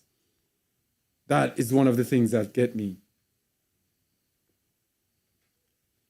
Would you like me to share who is Jesus on the YouTube? I don't know how. Oh, yes, you can put that in the thing. Who is Jesus, please? Before we close. And we're going to close soon. This was a past teacher I learned from. I no longer listen to them. This was a Hebrew Israelite group that believe in spiritual Israel. Okay. Yeah, so that's what you get. Let me tell you something. A lot of people are coming out in the awakening. But everybody wants to be a teacher. We have to know who is called to be a teacher. We have to know. Not everyone is called to be a teacher. Some are called to be preachers, some evangelists, some prophets. Not everyone is called to be a teacher. The teacher now to break down the words and tell you this and match up this and this is different. A prophet is different. A prophet gets inspiration from the Most High and then speaks what they get. Yeah? That has its difficulties, but it has its simplicities. It's simple to hear from the Most High and speak, although it is difficult to speak because of how hard it is at times. So it has its difficulty, but it's different from teaching. So many times people come out and everybody comes out, and that is what's in the world. Everybody now is a teacher. Everywhere you go, it's a teacher. Yeah. So that is that. So let me, more questions.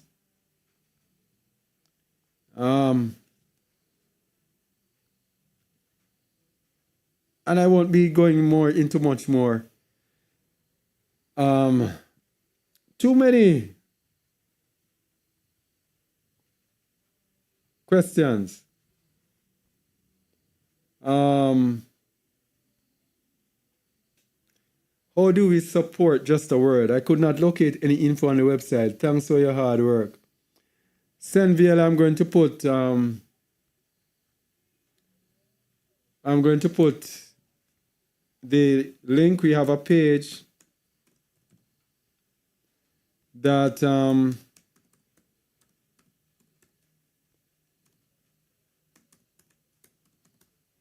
go to that page, and there is a password that's going to be required. And here is a password.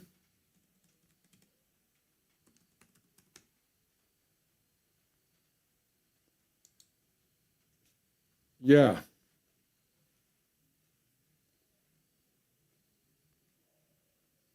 Yeah, so Lorena Delgado, that is also it. The information is there. We have the website, we have a page, and the page will give the information as to how you can give.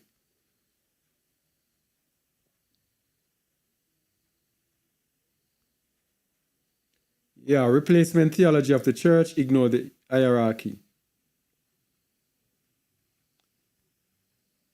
The Most High delayed the awakening, so it would coincide with the coming anti-Messiah, which isn't but a few years away. So in order for the children of Israel would have a change of heart and come in. Of course, yeah, that's it. Yeah.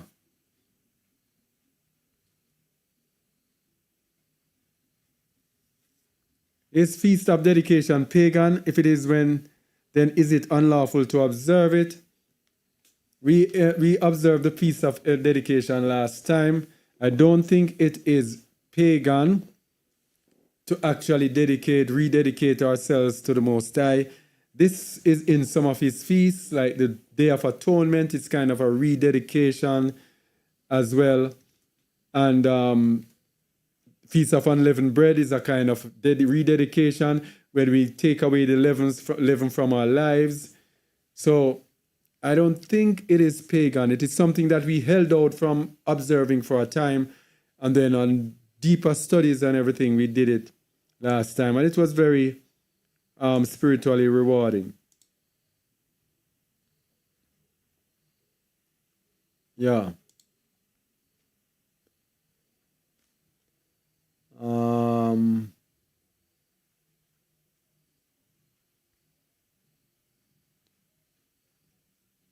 So the person is have a question. Is not observing feast of dedication unlawful?